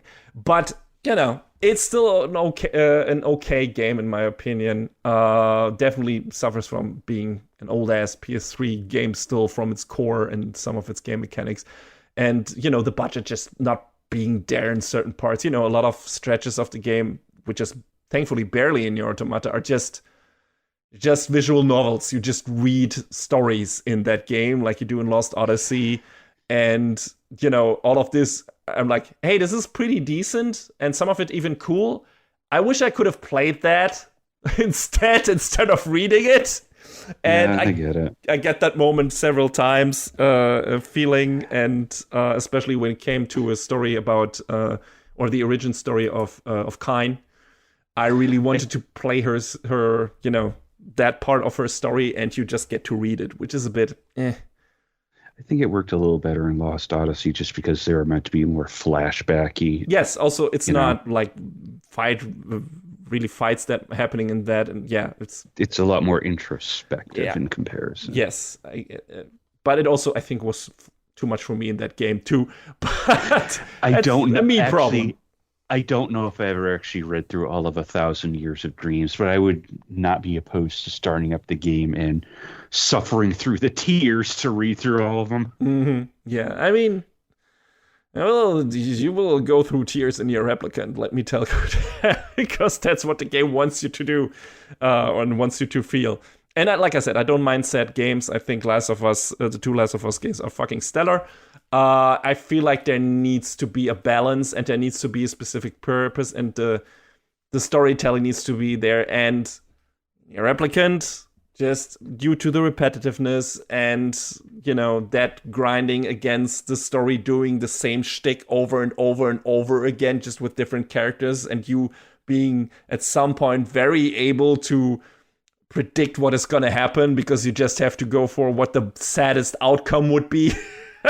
So that's the main problem, I would say. And I am having much more fun with Nier Automata, even though it takes me much longer to get through them. It's also a bigger game, but the gameplay is just more fun and everything. But some of those things are also there, or the things that I had a problem with in Nier Replicant are also in Nier Automata. But yeah, that's it for Nier Replicant. I enjoyed some parts of it very much, other parts not so much, so it was a very mixed experience for me. And we'll see what I feel about Nier Automata at the end, probably much more positive. But to counter, also that's not supposed to keep you from actually playing through Nier Replicant, John. Maybe you will have a completely different stance on it than I do at some point. I just need to sit down and do it. Yes. Is the problem. And to everyone who, it's still worth checking that game out, just as a time capsule also as well, I think. And if you like, and the atmosphere is great. I forgot to mention that. The soundtrack is fucking amazing of that game. Even though I was making fun of the sad song, but I like that song. I think that song is fantastic. It was just funny hearing it like 20 times every time there was like a sad thing happening. It was like, okay, sad music drop, needle drop. But I love the soundtrack. I thought the first time I go into the open field area that you get, and then the overworld music hits. This dum da da da da dum da da da dum dum da, right? You know what I mean, John. It's so good. It's such a great soundtrack, and I loved it. I love the cozy, melancholic feeling of it, which is what a lot of the atmosphere in that game is. This cozy melancholy, and I like that in general. So it's got a lot of good aspects, but also some, in my opinion, tried and bad ones. But again, my opinion. Talked about this one long enough. Let's talk about a couple of quick ones, because to counter the feeling of repetition from the different Nier Replicant playthroughs, I just was like, okay, between each run through of the different endings, why not play a small game that I can finish pretty quickly, and then I can play the next part of Nier Replicant, then I can play another small game, then I can play the next part of Nier Replicant, and so on. So I played through 3 jump and runs, platformers. And the first one is Batboy.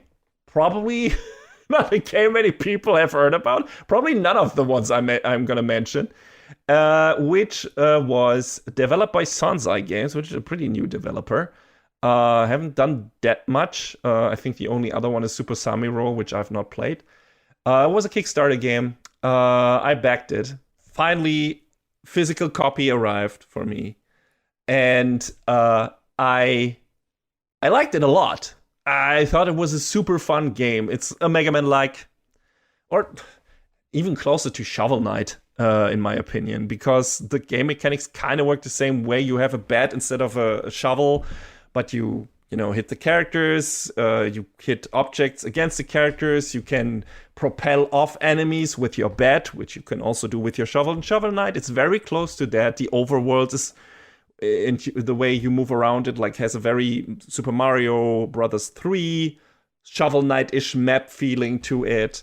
And you unlock more and more once you beat more and more bosses and so on. And it's just a really fun 2D platformer. Great look. Like, it's really nice pixel graphic. The gameplay is super tight. There's some moments where it doesn't play as well, or it's a bit finicky in certain parts. But it's just the mechanics are super fun. The special weapons are super fun, like the abilities that you get. And the characters are fun. Like, it's more tongue-in-cheek game. It's not taking itself seriously at all. Because the character is a baseball guy who hung out with all of his friends to fight evil people. They were basically like their own Super Sentai team or whatever. Like they were they created their own superheroes team, and all that his team, the team members have a sports gimmick. And then, as things must come, all of them get kidnapped by an evil alien and get turned against Batboy, and he has to save them, free them. So in each little level, you fight. That level is themed after that specific sport, and you have to battle the one person. So maybe a guy who plays soccer, maybe a guy who plays American football, a swimming person, whatever. And yeah, so there are a bunch of different characters in there with a little gimmick, and the worlds have that gimmick as well. And it's super fun and very varied. And the soundtrack is fantastic. And it just plays really well. And it's a very breezy game. I loved it. I thought it was great. I can recommend it wholeheartedly if you like your Mega Man games, your Shovel Knights, your whatever, your DuckTales, I don't know, your classic 2D platformers.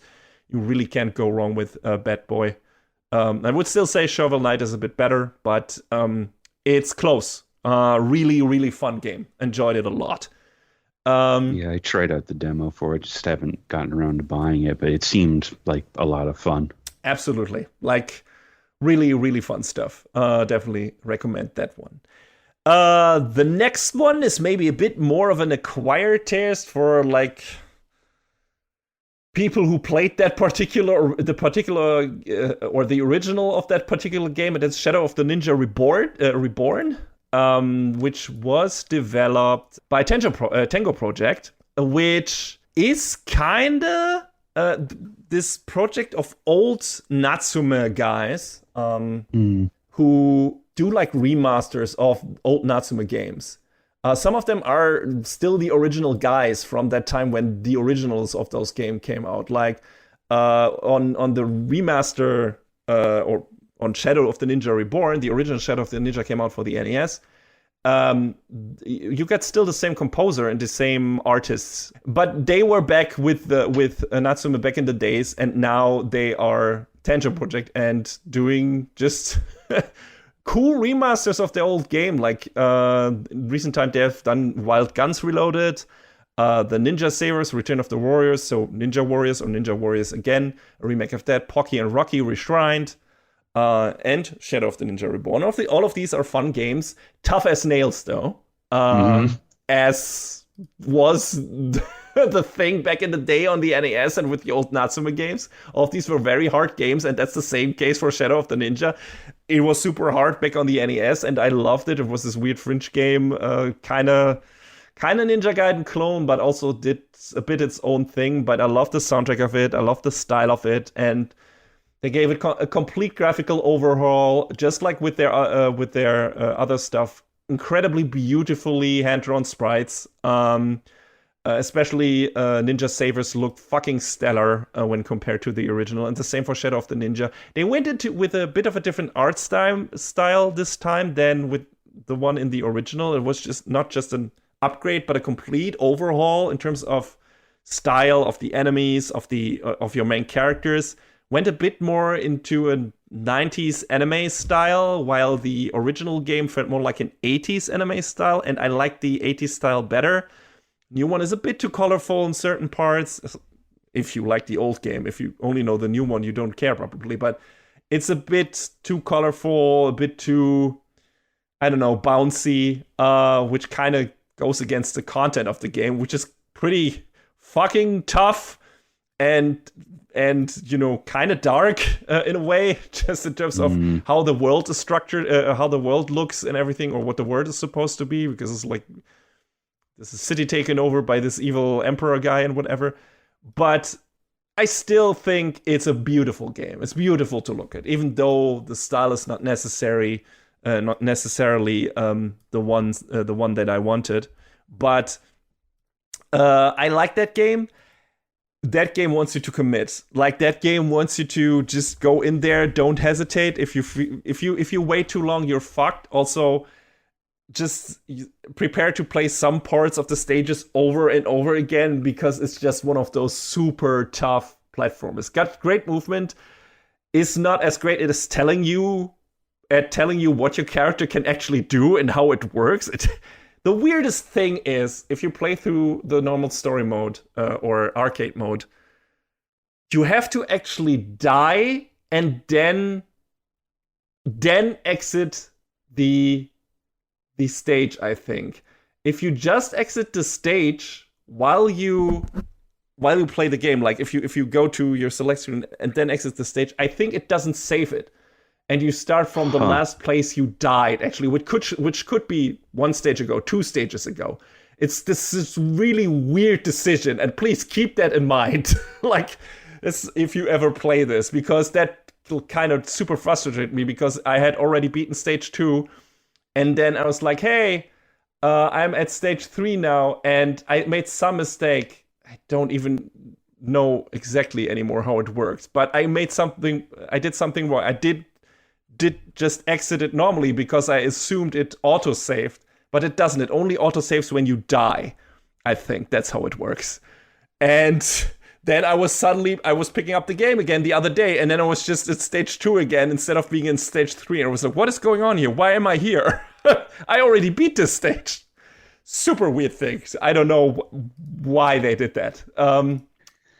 But aside from that, from these weird things that are in there, it's a fun game. There's some decisions when it comes to your sub-weapons, because in the original game, you technically only were wielding one weapon at a time. Which you were picking up in the level. You could wield a sword, you could wield like a scythe on the end of a chain, which had a bit more range. You could pick up shurikens, and that gave you a limited number of shurikens that you can throw. And if you collected multiple versions of the same weapon, you upgraded that weapon. So your sword would get a projectile, for example. Your scythe would become longer. And I think the shurikens were actually one of the few additional weapons that you could have.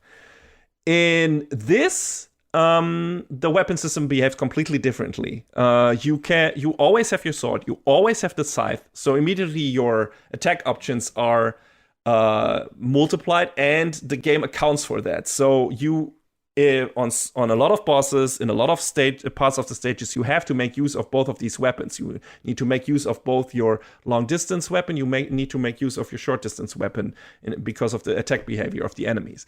And then you got a wild load of additional sub weapons you pick up, like a big gun, a firework cannon or whatever, shurikens, of course, again, and some other stuff, different swords, like this weird giant club that does a lot of damage, and of course health pickups and stuff like that, which would be fun. The problem is how you switch to those weapons. You basically have to stand still, hold a shoulder button, and then select that weapon. You can't just select it with L and R buttons and then use a button for that special weapon. You don't have a special weapon button. It's you switch it, and it replaces your main weapon at that point. So you have to make a decision at what point you want to switch to a special weapon and use this, because if you do that at the wrong time, you might get hit or you might die.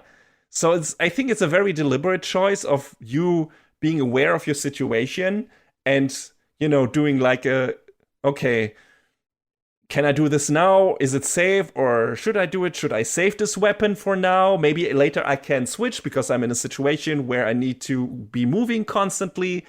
And I think that was intentional. That doesn't make it less frustrating because in certain parts you just want to quickly switch to a good sub weapon. And if you do that at the wrong time, you get hit or you die, like I said. So it can be a very tough and demanding game in that regard.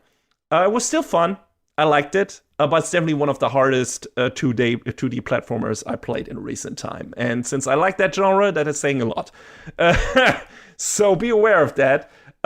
Again, fun game, fun throwback game, and it looks stellar. So from the graphical standpoint alone, I think it's worth checking it out. Because all of the Tengu games, Tengu project games are, I think, and they're worth. It's worth checking all of them out for the soundtrack. Like I said, original composer got to do a remix of the original soundtrack for this, and the remix is great.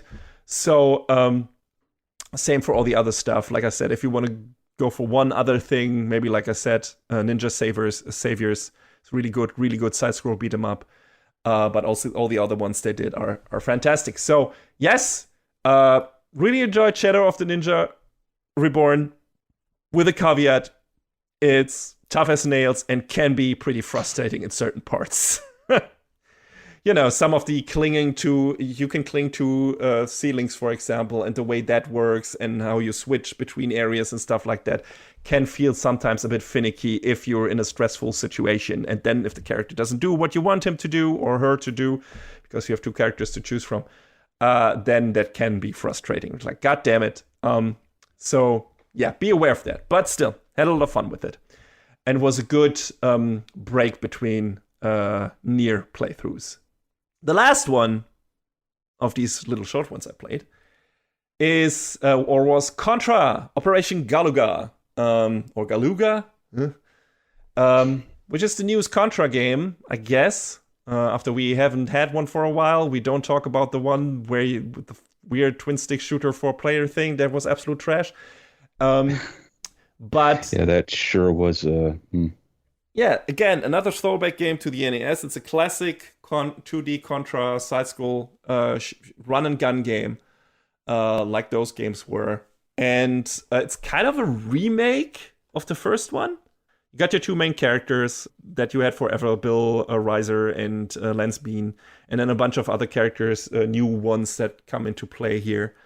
And yeah, you play through a bunch of levels, get the different weapons, your spread shots, your machine guns, your lasers, or whatever, and then just like in the Super Nintendo games, the Alien Wars or whatever, you just gun yourself to a bunch of levels. Some of these bosses that you encounter will definitely be familiar to you if you played the original games. And yeah, you can do that multiple times. There's like an arcade mode, but there's also a story mode technically where you can gain points and upgrade your weapons, which is fun, and get different buffs or boons. For example, all your weapons have levels, 2 levels. If you, just like in the original Shadow of the Ninja, if you collect the same weapon twice in the same slot, you also have 2 slots for each weapon, that weapon gets upgraded and is stronger. So, do you want to collect a different weapon, or would you rather keep this weapon because you already got this and can maybe upgrade it if the next pod drops that specific weapon? So it got a bit of strategy involved in there, and you can also, put then a boon on yourself where it's like that you don't, if you get hit, you lose the level up. So you can turn that off, or you can enable you to immediately get the level 2 version of the weapon if you pick it up, which is one I chose, where it's like, okay, that's amazing. I definitely want that.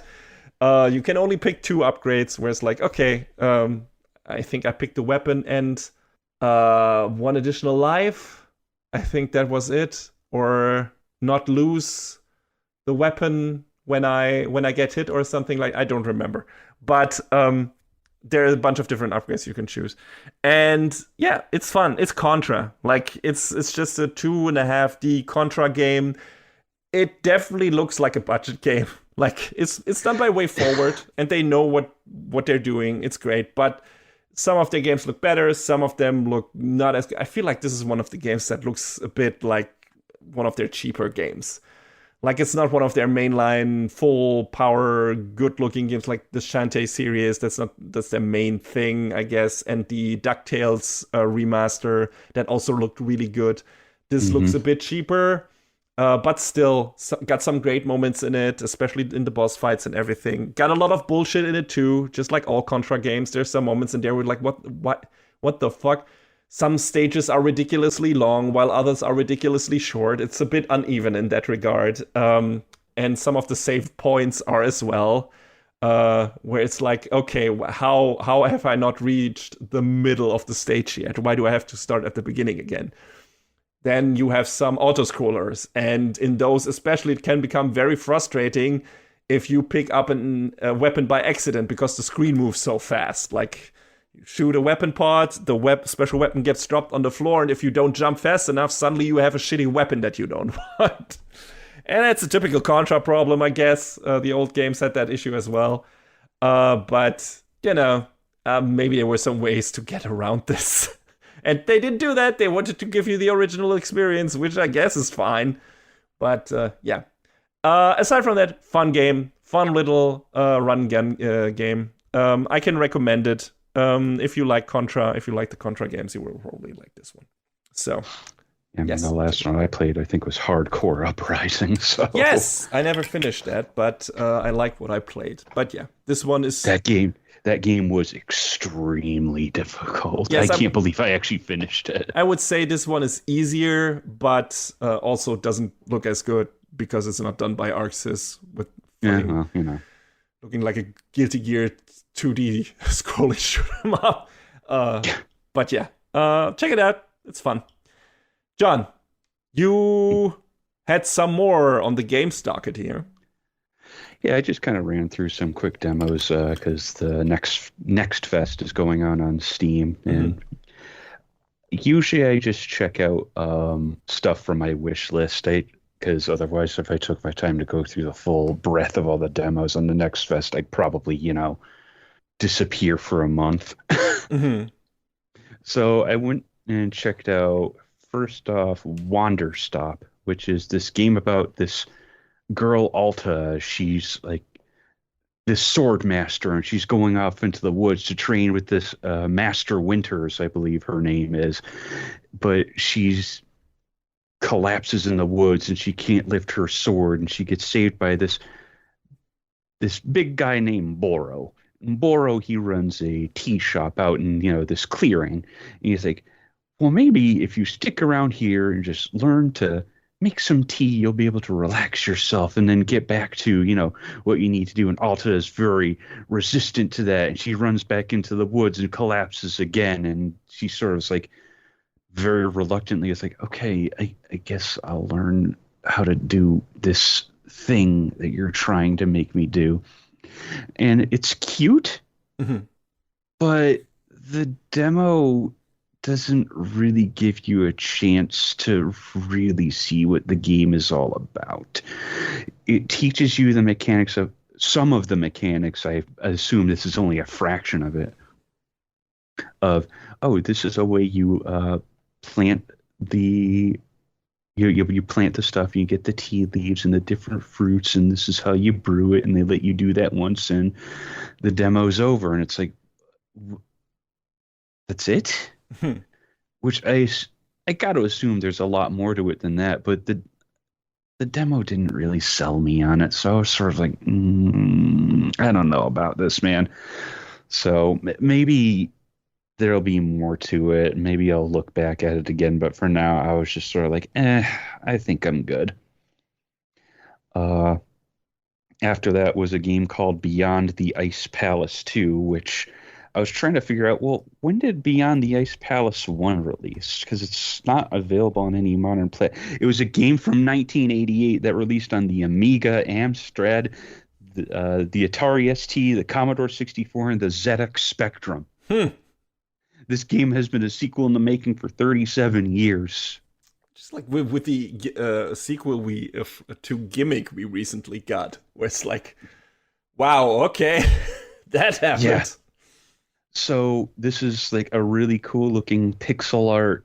I don't know if it's trying to be like a Metroidvania or not, because they have this giant map that you can traverse, but it seems pretty linear, which, that's fine if it's, level to level. But it's also kind of frustratingly slow.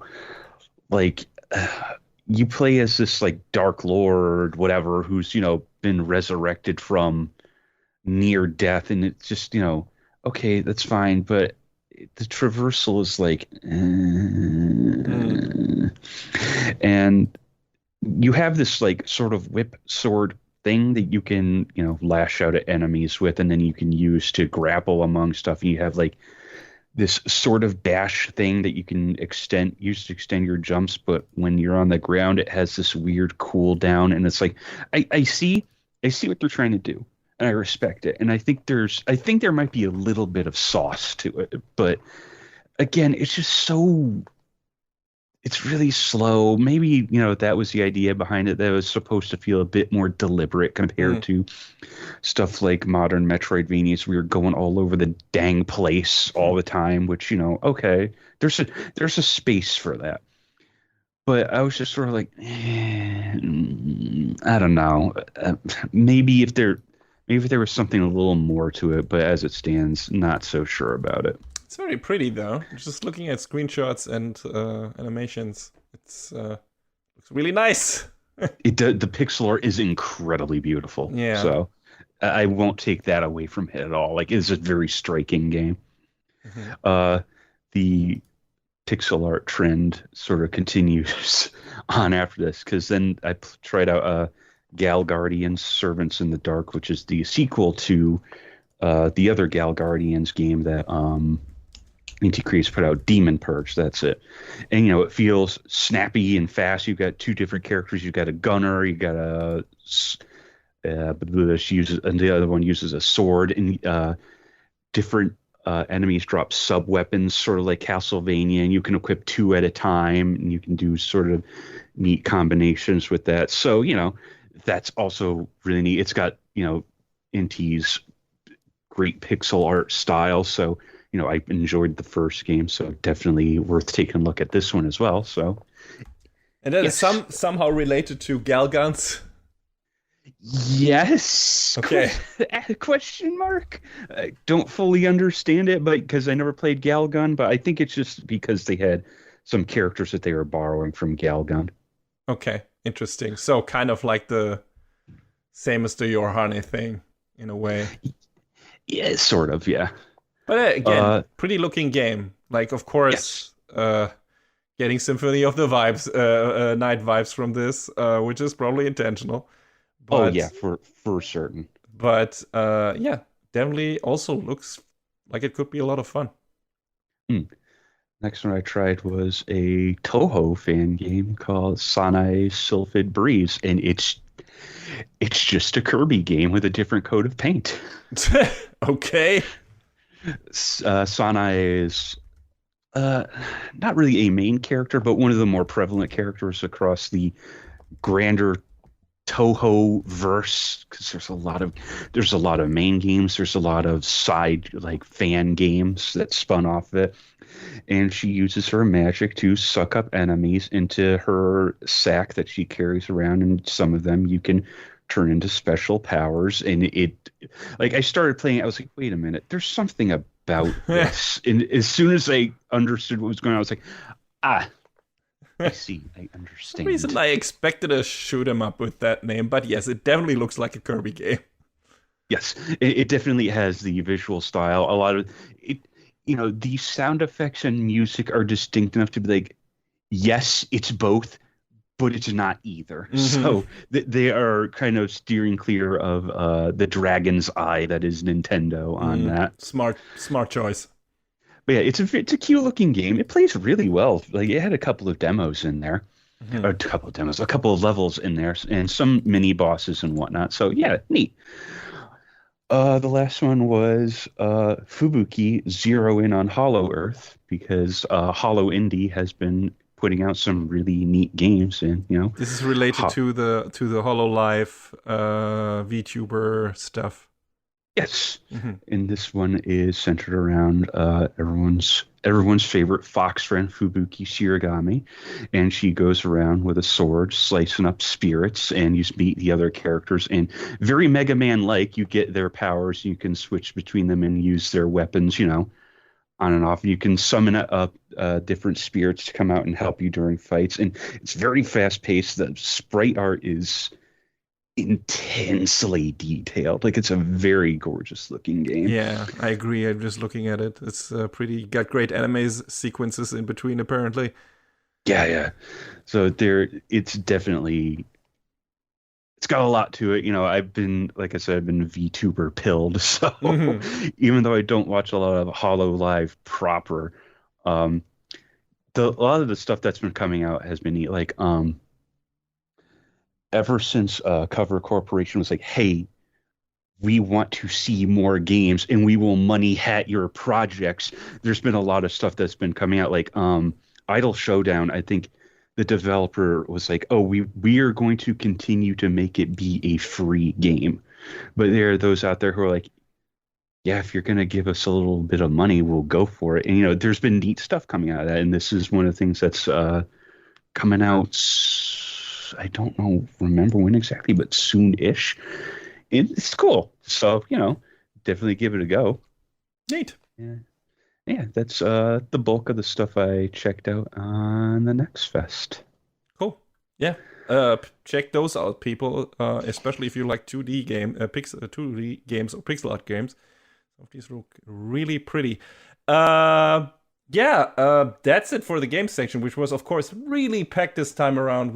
Because we packed a lot of it in there. We packed didn't recently time. I can't promise that it will be as big every time we do this. Some of you will probably be happy to hear that it's not going to be as many games, but but we still wanted, of course, to do a couple of other sections in this, and the next one, which we haven't really done in the anime podcast in a while, are the news. And now, ladies and gentlemen, a bit of news. So since this is our first episode of Freeze Frames Per Second, we got a lot of news, of course, on our plate. Some of them already a lot older than when we initially intended to record this, but doesn't really matter. It's just stuff to talk about that happened recently and is still happening. So let's talk about that. The first one, the reveal of the Nintendo Switch 2. The worst kept secrets. Everyone was waiting for it. Everyone was like, when are they finally gonna announce it? Well, they did a Nintendo Direct. No, they didn't do a Direct for it. The Direct is still coming up in April? In, as of recording, a little over a month. Yes. And definitely, if we do another one of these in next season, we will definitely talk about that one. But yeah, so far we only got the trailer, got a look at what that system looks like, what it can maybe do. We got a look at probably the first game that's coming out with it, which would be Mario Kart 9, as kind of expected. Either that or the next mainline Mario game, a 3D Mario game. I would have expected either, but yeah, Mario Kart 9 seems to be a safe bet to get a lot of people on board initially. Oh yeah, because that's still still Nintendo's best-selling Switch game, if I'm not mistaken. I forget what the attach rate for it is, but I think it's like a really absurdly high. Yes. So 57.4%. Yeah. 1 in every 2 Switches has a copy of Mario Kart 8 with it. Well, that makes sense because it's a great game, and we'll see. We'll see where it goes. It looks like a Switch, like a bigger Switch. I don't know if that's necessarily a good thing because a lot of people want to use it mobile, so maybe bigger isn't necessarily better. Let's see about that. It's interesting to see how the Joy-Cons are attached, which also gave me immediate anxiety in terms of something being able to break off there.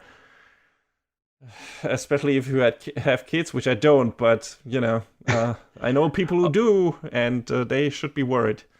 Oh, I'm sorry. That 57.4 was the attach rate on the Wii U. I was about to say. At its peak, its attach rate on the Switch is 75%. Great. That's how it's supposed to be. 3 in every 4 Switches. Yes.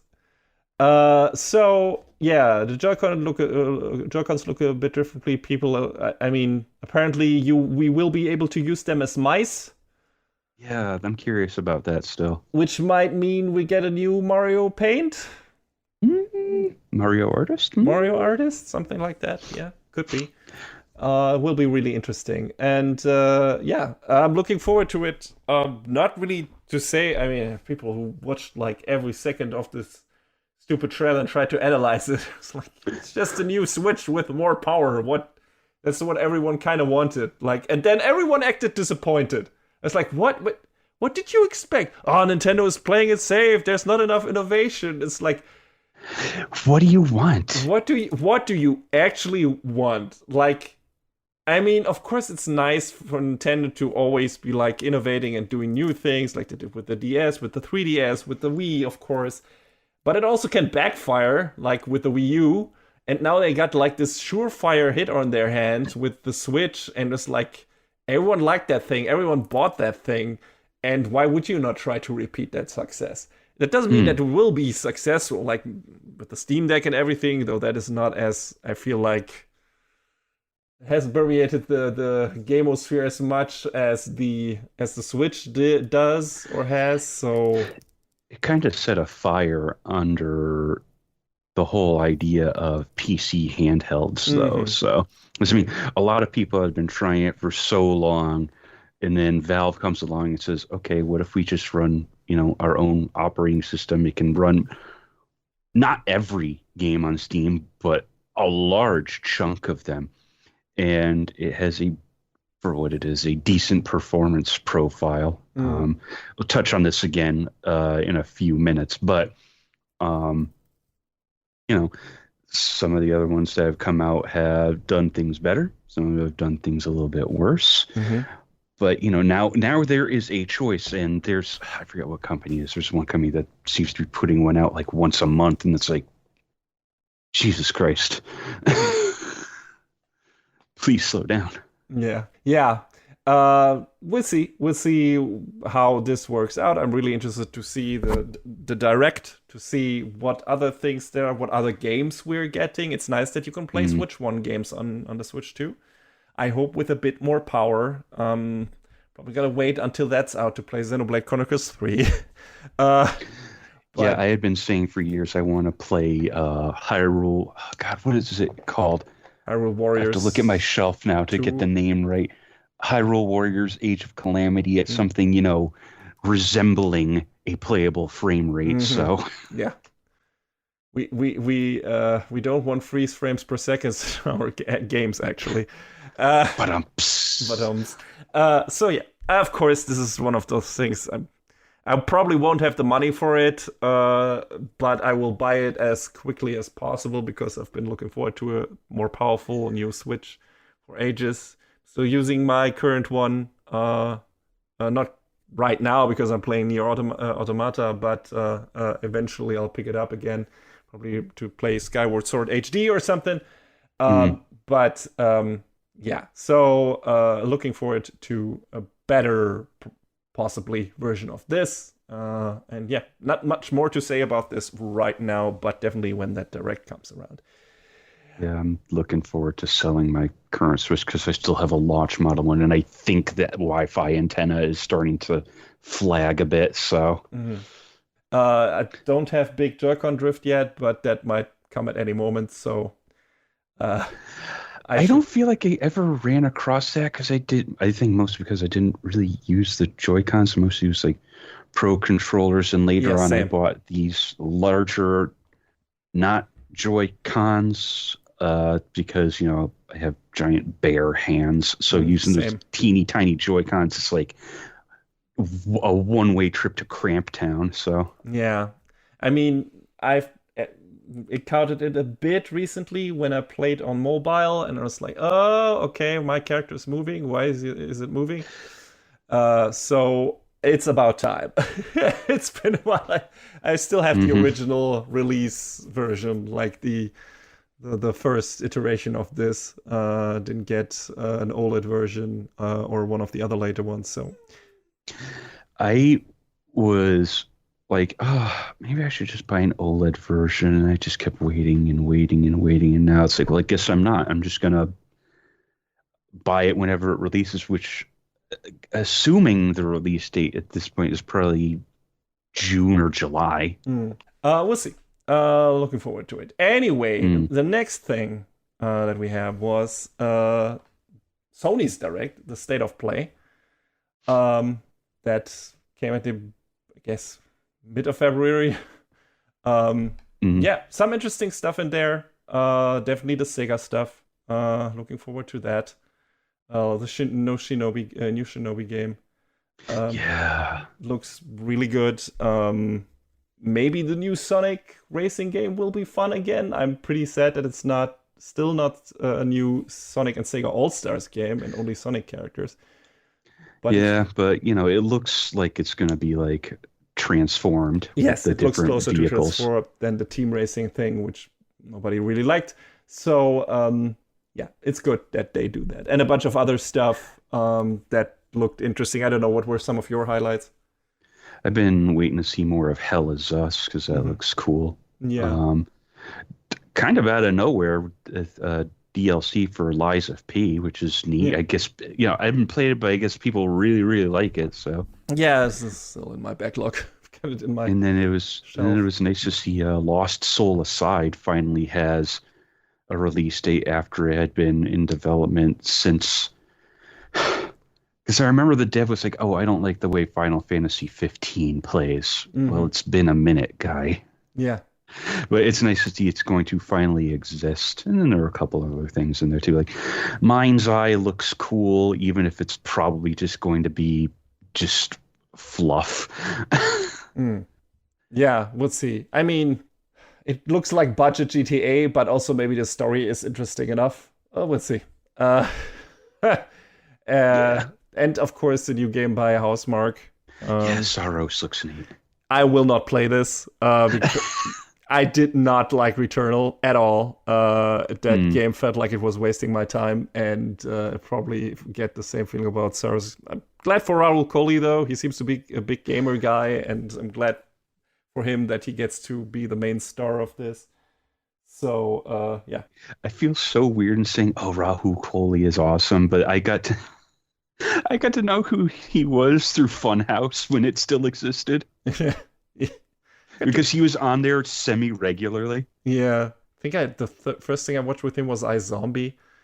And then, he's in a lot of the Flanagan stuff, which I like a lot. So, yeah, he's cool, apparently. Apparently, he's also a cool person, judging from his posts on Blue Sky and whatever. So, good for the guy.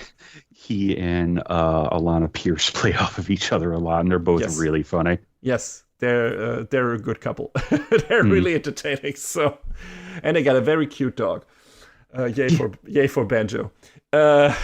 So yeah, that bunch of pseudo interesting stuff on the State of Play, and glad to see Stellar Blade has a PC version coming finally. Tides of Annihilation look cool. I can't believe they made like a roguelike Dynasty Warriors game. Yeah, sure. Why not? Sure. Some of the things in this list were like, okay, sure, why not? So there was neat stuff all around though. Some interesting stuff coming from Sony and adjacent developers and whatever in the next time, and we'll probably see more of those in the not too distant future. John, what are some other topics that you brought to the table? Just this past week was Pokémon Presents, because it was Pokémon Day. The series is now 29 years old. Oh my God.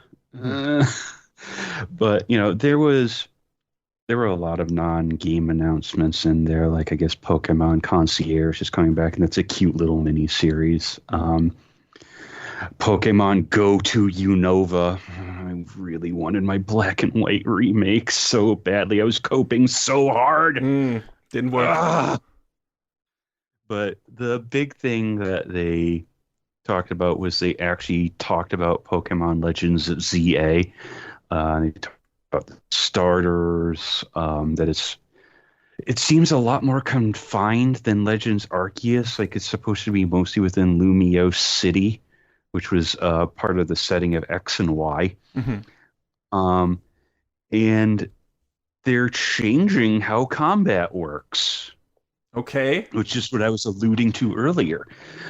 In Legends Arceus, they introduced this mechanic with strong style or swift style attacks where it would either make your attack stronger or faster. And it was kind of like battles were on a timeline reminiscent of like Final Fantasy X is the first example that pops into my head, where you could see the turn order and plan strategically around that. This time, it's like an action RPG.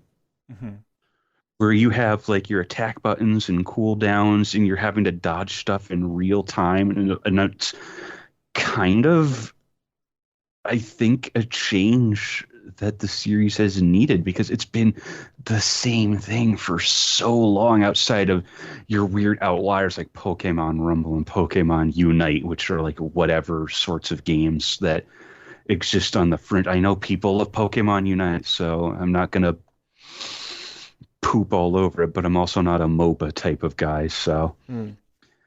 But this is, I think, genuinely neat to see, but people have also been memeing over the fact that, wow, guys, the mega evolutions for the ZA starters are out there now, and they're just 3 different colors of Charizard. Great. I think a lot of people were expecting Piplup to be the water starter this time, and they got, Totodile instead, which is kind of strange, but, sure. All right, Totodile is neat. Like, he's one of my boys. I have gravitated towards water starters a lot throughout the series. So, it's neat to see that they're making a little bit of a change.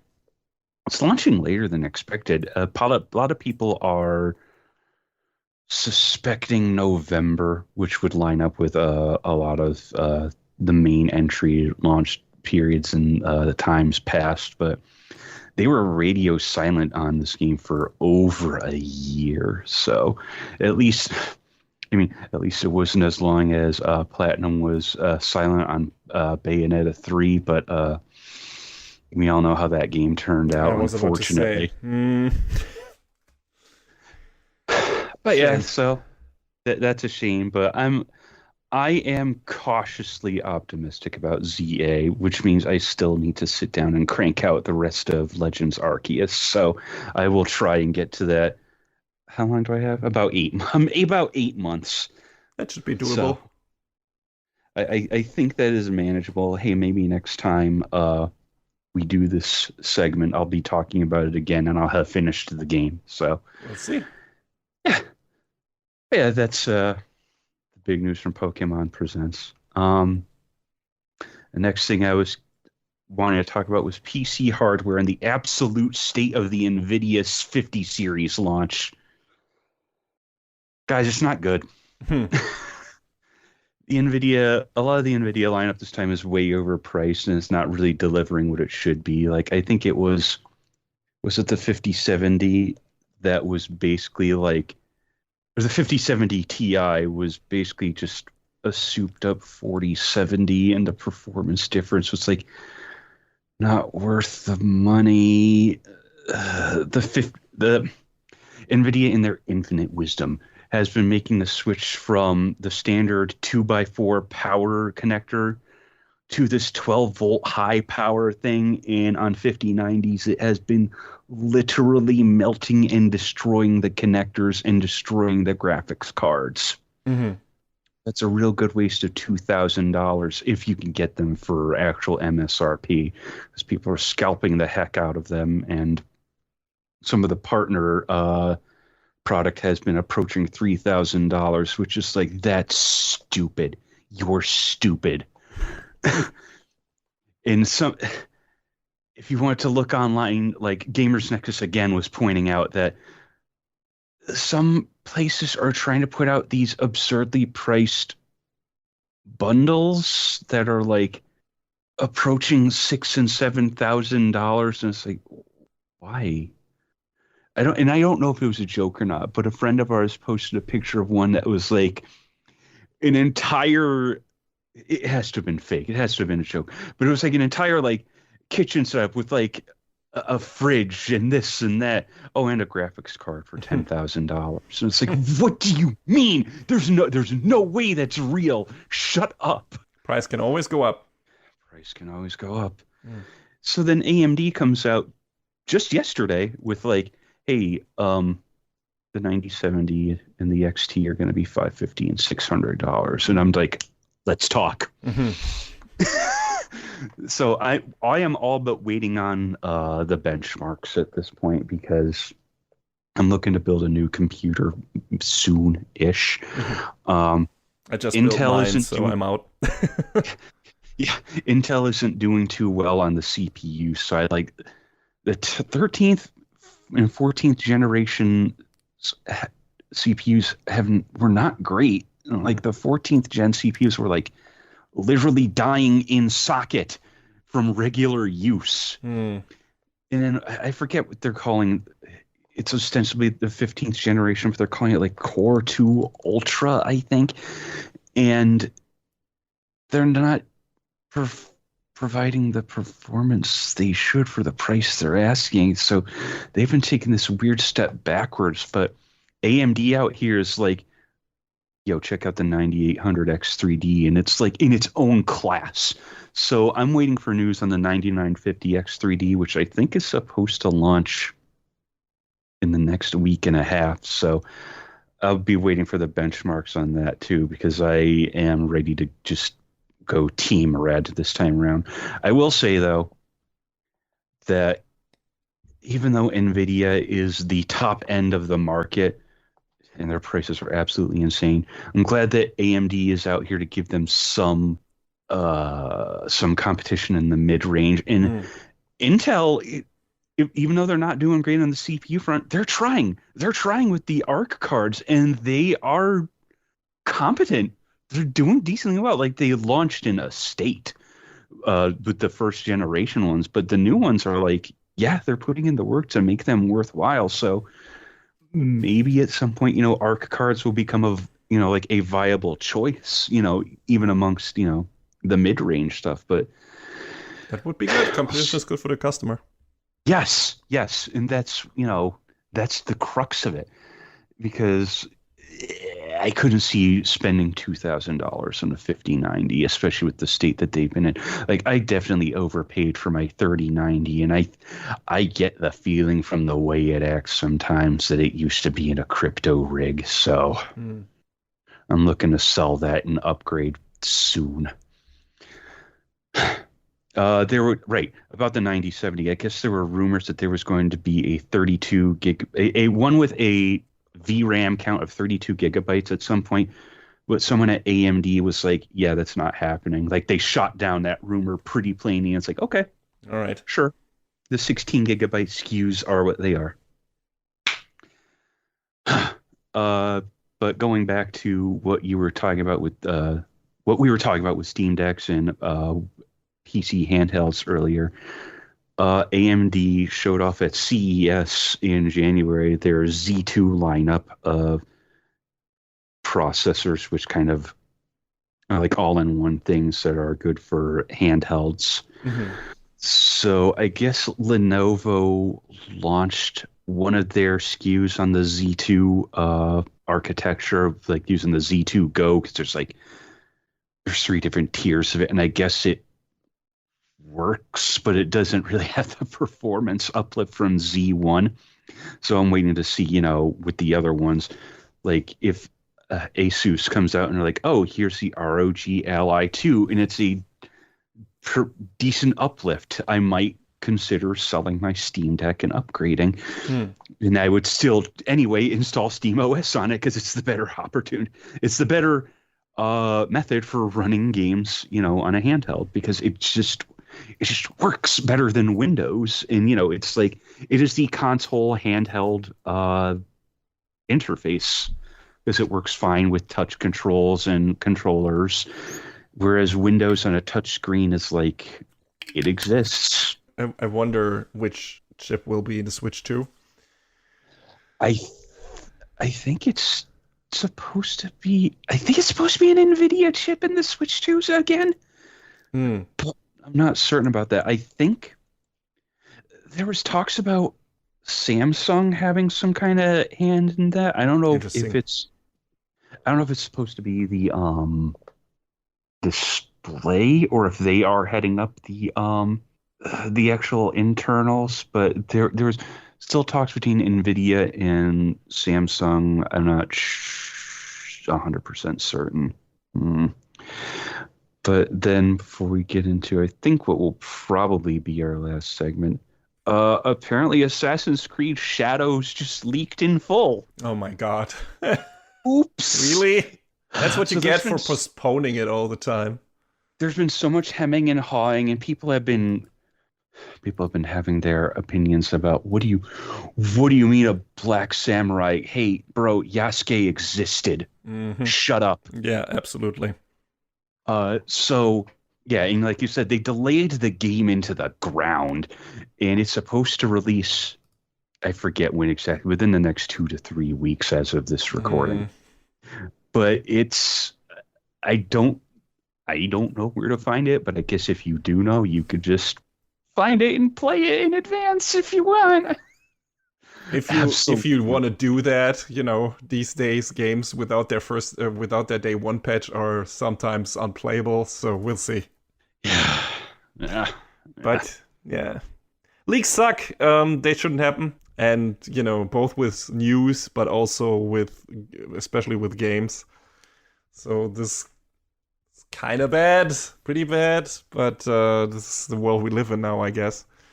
I feel like I'm running very low on my supply of it is what it is, but... It's true. It is what it is, but what will be, we will be talking about in the next segment, which I don't know what I'm supposed to call that yet.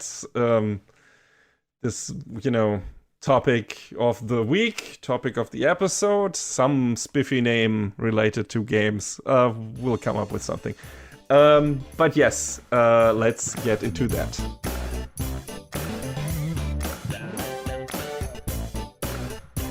All right, what we want to talk about at the tail end of this episode, because the main brunt of this was the talk about the games that we played, but we also want to talk about the games that we might play this year, stuff that comes out this year on the games that is on the games calendar that we're looking forward to.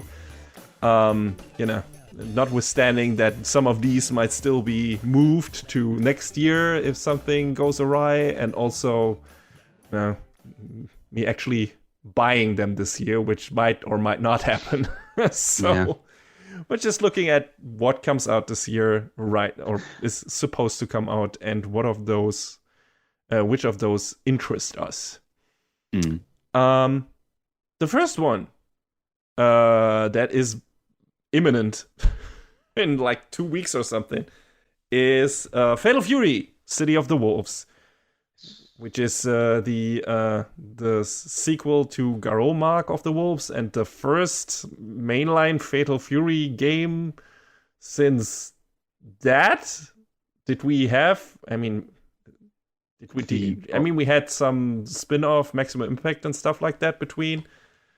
But there's been a few King of Fighters games, yeah. King of Fighters we had a lot of, but real Fatal Fury games, like with only the Fatal Fury guys, I don't think so. So yeah, I have been looking forward to that for a while. They had a open beta test, which apparently had some issues, especially in terms of matchmaking. But the game looks cool. I like the art style they chose for this, which is this, kind of cel-shaded thing going on. Comic booky style, kind of an evolution of Marvel's Capcom 3, I would say. And, we're going to have some guest characters in the form of Ken and Chun-Li, which is going to be pretty cool. Interesting to see how they play. Some of that stuff in the mechanics looks like they lifted that from Street Fighter 6. Like, with the bar, kind of stamina bar that can also be powered out, and then you're in a bad state or whatever. Can't do all your moves. If it works, it works. Yeah, but it looks fun.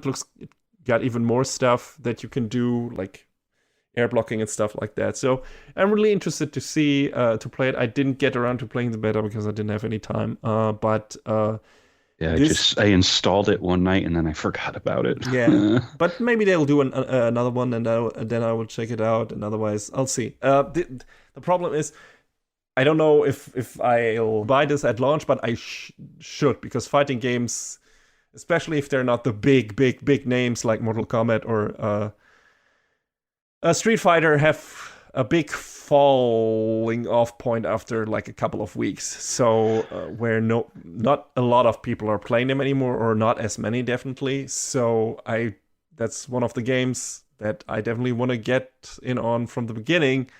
So we'll see how that works out. But John, you gonna get it?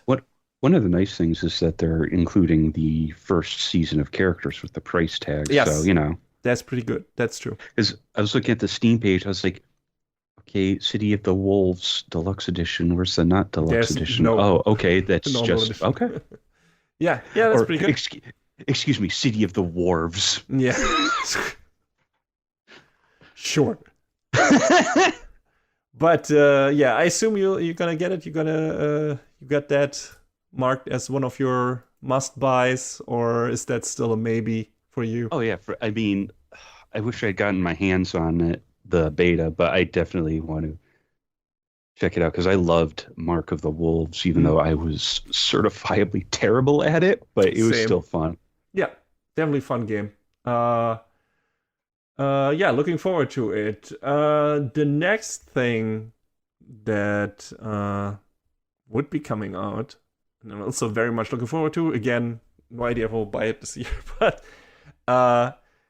this is the remake of Metal Gear Solid 3 Snake Eater, now called Metal Gear Solid Delta Snake Eater. I don't know who from the original team is even involved in this. Kojima definitely isn't. That's a big question mark. Yeah, so it looks just like right now like a graphically updated version of Snake Eater. I mean, it's been a long time since I played that game and loved it, but I didn't spot anything in the most recent trailer from, I think it was during the State of Play, where I don't think I spotted anything new that was not in the old game, technically. Of course, it looked differently. Maybe some scenes will be moved around and stuff like that, but right now it seems to be like a one-to-one remake, and just, graphically a lot prettier, of course.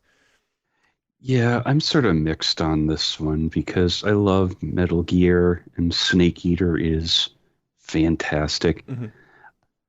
I just don't think there's any purpose in this remake existing.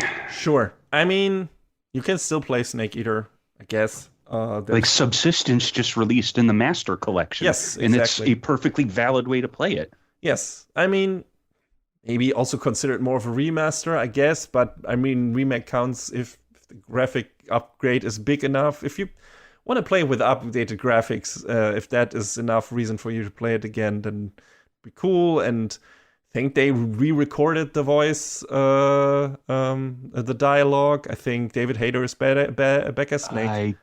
I think it's just all the old recordings, man. I'm pretty sure, yeah. Oh, I thought they just got him back and had him re-record. No, as far as I might be wrong, but as far as I knew, they're just using the old recordings. That's also fine. Like the old recording is good. But yeah, just it's gonna be Snake Eater again. It's gonna be prettier Snake Eater. So as far as we can determine right now, and that's fine. Fine for me anyway. Just but I don't know when I will play it. Probably when it has been discounted a bit. But this will be one of the games I will eventually check out. Mm-hmm. The next game I'm very much looking forward to, which is the new game from Hazelight. That's the studio's name, right?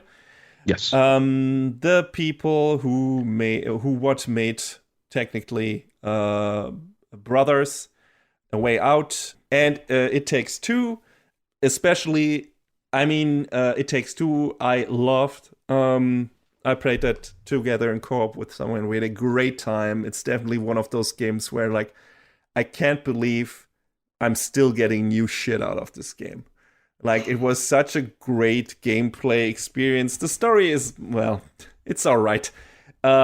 It's cute, but also a bit annoying in parts. But it's fine. It is what it is.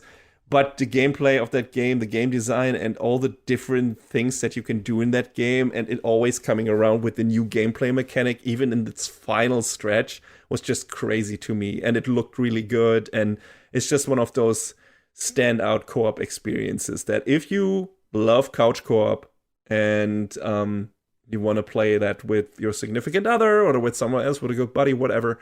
I love that game. I haven't played the other ones, though I heard they are fantastic too. At least Brothers is good. I don't know about... I think A Way Out is good too. I wanted to play that eventually as well. Looking forward to that as well. I just think their diehard focus on co-op and tailoring the experience specifically to that is great, and Split Fiction just looks like it's absolutely up my alley in terms of what it's doing with its game worlds and its two characters and something like that and stuff like that. So, yeah, definitely looking forward to playing that with a good friend. We'll see when that will happen, but the Hazelight is just great at making, judging from It Takes Two. They're great at making couch co-op experiences. So looking forward to more of that. And they're really neat with how you do the co-op if you're playing on different systems. I guess you get like a friend pass, and it works cross-platform too. Yes. Yeah. Good stuff. Right. The next one would be the remaster of Suikoden 1 and 2. And I put that specifically on here because I've never played the originals. Yeah, same. So I'm kind of curious about this too. Yeah, especially Suikoden 2 is one of those games that always popped up for me back in the day in the PlayStation era. It's like, this is a really great game. I was I need to get around to play it eventually, and I never got around to play it. So I hope they do a good job with the remaster. I want to check it out because that is definitely one of those black marks in my gaming history. It's like this is one of those JRPGs that everyone was talking about and that I never got around to playing. So definitely want to check that out when it comes out. It's not going to be a high profile release, but definitely one of those that I want to keep in mind. And I don't know if we got a physical version of this. I hope so. Yeah, I'm not sure about that. But we'll see. But yeah, definitely gonna check that out. You probably too, John. Yeah. Mm-hmm. Yeah. All right. Next one is the Capcom Fighting Collection 2. Yes. So I've already got that pre-ordered because I was like, okay, that's gonna happen. Weirdly enough, I hadn't bought the Capcom Fighting Collection 1 because that was mostly Darkstalkers games, which I've never really got in touch with that franchise. Really, I played a bit of one game. I think it was that's neat, but maybe I should have gotten it. Eventually, I will probably get it. I think that also has Gem Fighter in there, which I always liked. So, or Pocket Fighter. So, yeah, I will eventually get that as well, I think. But Capcom Fighting Collection 2 has, of course, Capcom vs. SNK 1 and 2. It has a plasma sword. It has what a pull plasma sword. Fucking love that game. I fucking liked Star Gladiator and Plasma Sword. I'm that weird guy that loved those games for some reason. I thought it's so sad, in my opinion, that we never got one more out of that. Kind of Capcom's version of Soul Calibur, but futuristic. And it's fun, especially Plasma Sword, because it's so much faster than Star Gladiator. Doesn't look particularly good. It's like even back in the Dreamcast days, it was like, okay, there are games that look better than this. But I liked it at fun, and it would be fun to get some matches in with people who have never played this, because it's wild. And of course, we're finally getting Project Justice. Get to play the game again. Oh god, I love Project Justice, or Rival Schools 3, I guess. Part of me sort of wishes Rival Schools was in there with it, but I don't remember. Did Project Justice also have that giant dating sim part thing in there, or was that Rival Schools 1 or 2? I think it was just Rival Schools. I know they took that out for the Western release for whatever game that came with. So yes, in the Western release, the Rival Schools was two discs, but one was like arcade and the other was like expansion with like a billion extra characters. Yeah, but I love Project Justice. It's these are all these Dreamcast era cool Capcom side games that I was like, why are we not getting anything more of that? It was like more that was still when Capcom was doing more experimentation with their fighting franchises, and that was a lot of fun, and I like that. It's super weird that they didn't put Techromancer on this. It should have been on there instead of fucking Capcom Fighting Jam or Evolution or whatever it's called. Oh god, that's right, that's in there. Nobody wants this. Nobody wanted that game, and this was like the worst choice. Like pull it out of there and put Techromancer in, and then you got the perfect collection. The perfect was Dreamcast Cyberbots collection. in one of the collections? Cyberbots was... The side-scroll Cyberbots was in the beat-em up collection. I don't think the fighting game was in... Maybe it was in the first Capcom fighting collection. I'm not sure about that right now. But the side-scroll Cyberbots beat-em up was in the beat-em up collection. Yeah, but that was even earlier, I think. So if you want the perfect Dreamcast fighting game collection, you would have had it if they took out fucking Fighting Jam and put Techromancer in there instead. But we also get both Power Stones, which is great, which is probably the game aside from Capcom versus SNK 2 that everyone is going to play on that goddamn collection. I can say for myself, I have been screaming for a re-release of Power Stone 1 and 2 for 2 decades. And it's perfect. Like it's one of those games where it's like, this is the perfect party game, especially 2 where you can play with 4 characters. And now if that has solid online, which all of these fighting collections had up this point, then it's going to be a blast, and a lot of people are going to play this probably and have a good fun time with it. So you can see this Capcom, this fighting collection having bit more longevity because of the selection of games. We'll see. I'll probably be the only one who plays Plasma Sword, but whatever. You know what? I will try it. It is super fun. I don't think I've ever actually put hands on all of the rest of the games. I have at least touched. That one I have not. Like I said, I love Star Gladiator, though that's a much slower experience. But Plasma Sword is so fucking wacky and just crazy with how the combos works and everything. And I love that game. I think it's fucking fantastic. Good times, just like Project Justice, which just... God, I want a new Rival Schools games. I mean, I know I will never get a new Star Gladiator game, but come on, a new Rival Schools game, Capcom? Is that so ridiculous a thing to ask? Like, come on, give it to me. I mean, they had Akira in Street Fighter V in her Rival Schools outfit, not in the Skullomania one. So come on, yes. What are we doing here? Come on. We'll see. Maybe we'll at least get another. Speaking of. Where's my Street Fighter EX? Huh?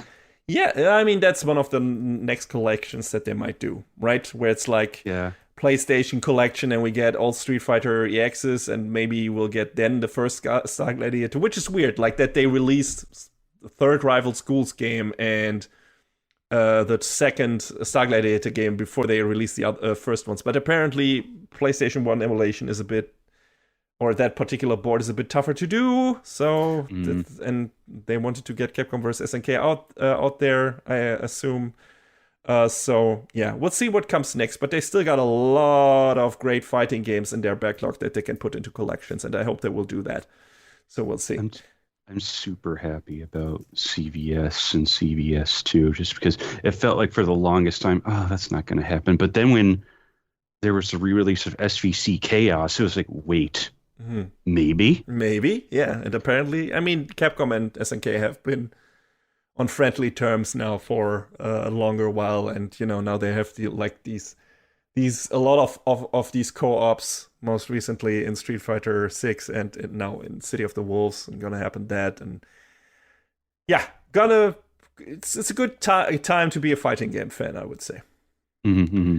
Last one for me that I put on here is the one we just quickly mentioned in when we talked about the state of play, and that's the new Shinobi game, Art of Yes, Vengeance. it looks so good. We're also getting a new Ninja Gaiden game, a 2D game, which also looks fantastic. I don't know if that's supposed to come out this year. I'm not sure when Ragebound is supposed to release, but when they announced, Art of Vengeance is being worked on by the same dudes that did Streets of Rage 4, Yeah. I was like, okay, then it's guaranteed to be good. Yes, absolutely. Yeah. It's definitely going to look good, but it's also going to play good. So, yeah, absolutely Ragebound looking has forward. a release window of summer, so Yeah, definitely going to get that because I like me 2D platforming action games, and Shinobi is one of the greats, and the art style of this is ridiculously cool. So, I'm looking forward to that. Looking forward to Ninja Gaiden Ragebound, which also looks fantastic. So whenever that is coming out, of course, I'm also going to get that. But yeah, that's it for my games that so far have been announced for this year. Of course, there are a lot of more games in the pipeline, but we just looked at the games that were put, that already have a release for this year assigned. So, John, what are the games that you are looking forward to, aside from the ones we already mentioned? yeah. I talked briefly about Hell Is Us and Lost Soul Aside when we talked about the state of play. So, those look cool. Yeah. Looking forward to them. Absolutely. There's Doom, the Dark Ages. Yes. Rip and tear. Doom in the Dark Ages, literally. Gonna control a sword big and old shield. dragon. You're running sword and board as Doom Slayer. Yes. I still need to play through Eternal. I recently replayed the Doom, was it 2016? The remake? I started playing that and I haven't gotten around to finishing it, but that game is a rush. That is fantastic. I love that game. Bounced off Eternal on the first try. I'm gonna get back to that before I play Dark Ages, but Here Eternal does some slightly different things that some people are like, yeah. Then there was also that drama with the soundtrack and everything. With Mick Gordon, the soundtrack composer, had some issues with the creative director of the game and stuff like that, and that resulted in a subpar release of the soundtrack. But aside all of that, Eternal, I think the main gameplay thing with the you being able to hook yourself to the enemies and then get them with a shotgun shot or whatever, that looks really cool. I just it plays and feels a bit different than or a lot different than the first Doom remake, whatever. So that's maybe why I bounced off it, but I'll get back to it eventually, and then I will also get to the Dark Ages. The trailer looked really fun. Like the stuff you can do with your shield and everything, and then you get to control a dragon, you get to control a giant ass mech, and yeah, sure, I'm absolutely up for that. Just go ham with it. Why not? Yeah. After that is actually a lot of the rest of what I'm curious about is stuff that I had missed in the past. So next up is the Lunar Remastered Is collection. that coming out this year? Yeah, I think in like April. Cool. Because I never really got a chance to put hands on the Lunar games, but and every time I think the one time they re-released it, it was sort of like a not great version. So it's nice to see that there's something coming out that's definitely true to the original intent. So I'm looking forward to or that. the DS? I think. Well, I don't think people talk about Lunar DS, but I don't remember what the deal was with the GBA one. I just remember that if you wanted to play Lunar, the best way was to play the original. So now hopefully this will remedy that. Well, I played Silver Star Story, the remastered whatever thing for the PlayStation. That, for the original PlayStation, the US version of that, the US PlayStation version of the first Lunar. I don't know, complete. It was called Complete. Lunar Silver Star Story Complete. And I liked that game a lot. I know it had some issues, which at the time I didn't really notice. I think, aside from the super high random encounter rate, I think that was one of the big issues there. Maybe they made it also in general a bit more difficult than the Japanese version. Yeah, here Working Designs was kind of infamous for making changes like that back in the 90s. But also, which was not necessarily a thing back in the days, they put a lot of work into the localization and the voice work and everything. And I remember that having a really good dub, and me just enjoying the shit out of the anime sequences that were in the game. I just watched them stand alone on my PC many times after I played the game because I thought they were so fucking cool. And there's was also at the end credits, there's this neat, after the end credits, there was this neat, and I hope they put that in the remastered collection, outtake reel from the voice actors, which is really funny. Yeah, really funny stuff, like them just doing outtakes for like 15 minutes or something, or 10. It was pretty long, and I enjoyed that a lot. It was also really fun. So I hope that's in the remastered collection as well. We'll see. Maybe. Otherwise, I'll just play it in Japanese. But I've never played Lunar 2, so this will be my first time playing that as well. Looking forward to that. But yeah, I'm also looking forward to revisiting the first Lunar. It's been ages since I've played it, but when I played it back in the day, I really enjoyed it. I think I played through it. I think I only played through it one time, but I watched, like I said, the videos, the movie sequences, the cutscenes many times. And there's some magic moments in that game. Especially Lunar's song and everything, and liked it a lot. So looking forward to it. That makes me happy. I forgot that this was coming out this year. So cool. Yeah. Game Arts has this cool catalog of old RPGs, like the Lunars, the Grandias, for better and for worse with some of those. But it's nice to see some of their work being brought back and more accessible. Yeah. I mean, we already get a Grandia collection. Still need to play that. I don't even know. Did that only have 1 and 2, or did that also have Extreme on there? It was just 1 and 2. Yeah. 3, 4, and Extreme are still gridlocked to the PS2. 4? Yeah, wait, I think there was... No, there was no Grandia. Or am I losing my mind? There was only Extreme in 3, I think. I don't think we got another Grandia after 3. Hey, I'm gaslighting myself today. I'm pretty sure. If I missed Grandia 4, you're right. I'm I just shoot looked myself. So why did I say that? What's wrong with me, man? I don't know. But yeah, well, I guess there were other games like Parallel Trippers and Grandia Online. Doesn't count. But I was sure that they didn't put Grandia 3 in there, which is also maybe the weakest game out of the 3. But I wondered if they maybe put Extreme in there, which was also more of a spin-off than an actual new Grandia game. But still, more. I guess from a preservation standpoint, it should happen. But we'll see. We'll see if it happens. I mean, now there are ways to emulate this pretty well.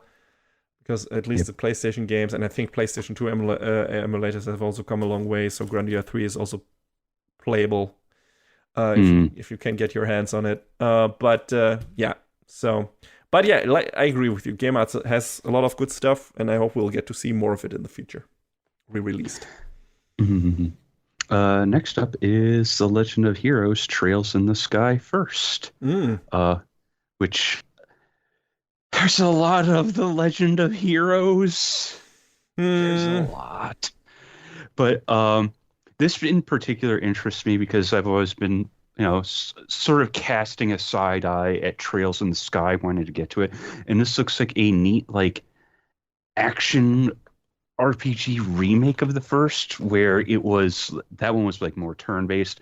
I think turn-based games turn-based RPGs have their place, but I've come to just like action RPGs a lot more in recent years. But as far as I can tell, it's sort of like a hybrid between the two, where you can kind of switch your styles.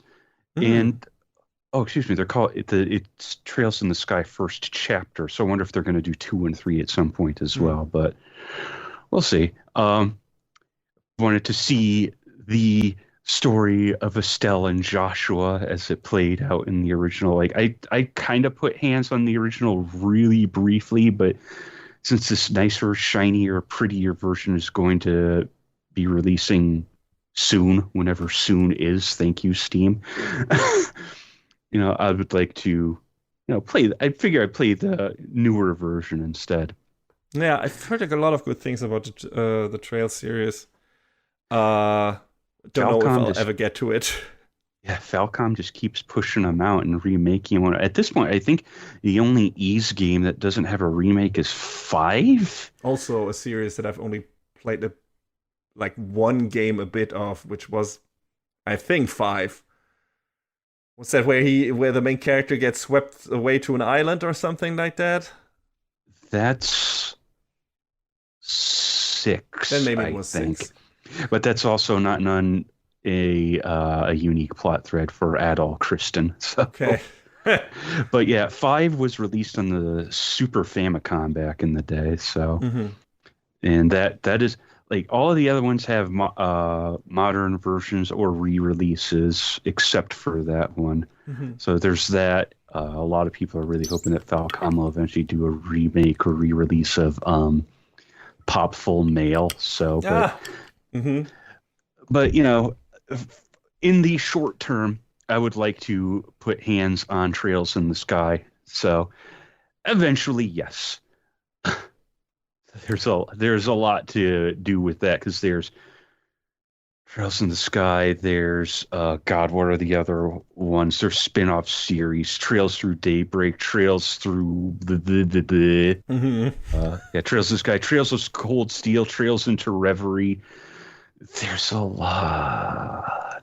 But, that also ties into one of their oldest series. I think it was called Dragon Slayer back in the day. So they've been kind of building and playing off of that for a better part of 3 decades. So interesting. Let's see if I ever get to dip my toe into their games catalog. So far, that has eluded me for one reason or another. But like I said, I've heard so many good things about the Trail series that I kind of wanted to give it a go at some point. But we'll see when I get to it. Yeah, I mean, I recently finished Ys Memories of Celceta, so I can actually maybe play Ys 8, 9, and 10. 10 Ys games, okay. Wait, no, that's right. I'm waiting on 10 because they released it, and then Falcom was like, oh, we're releasing an updated version. It's like, come on, guys. Come on. So I'm waiting on Ys 10.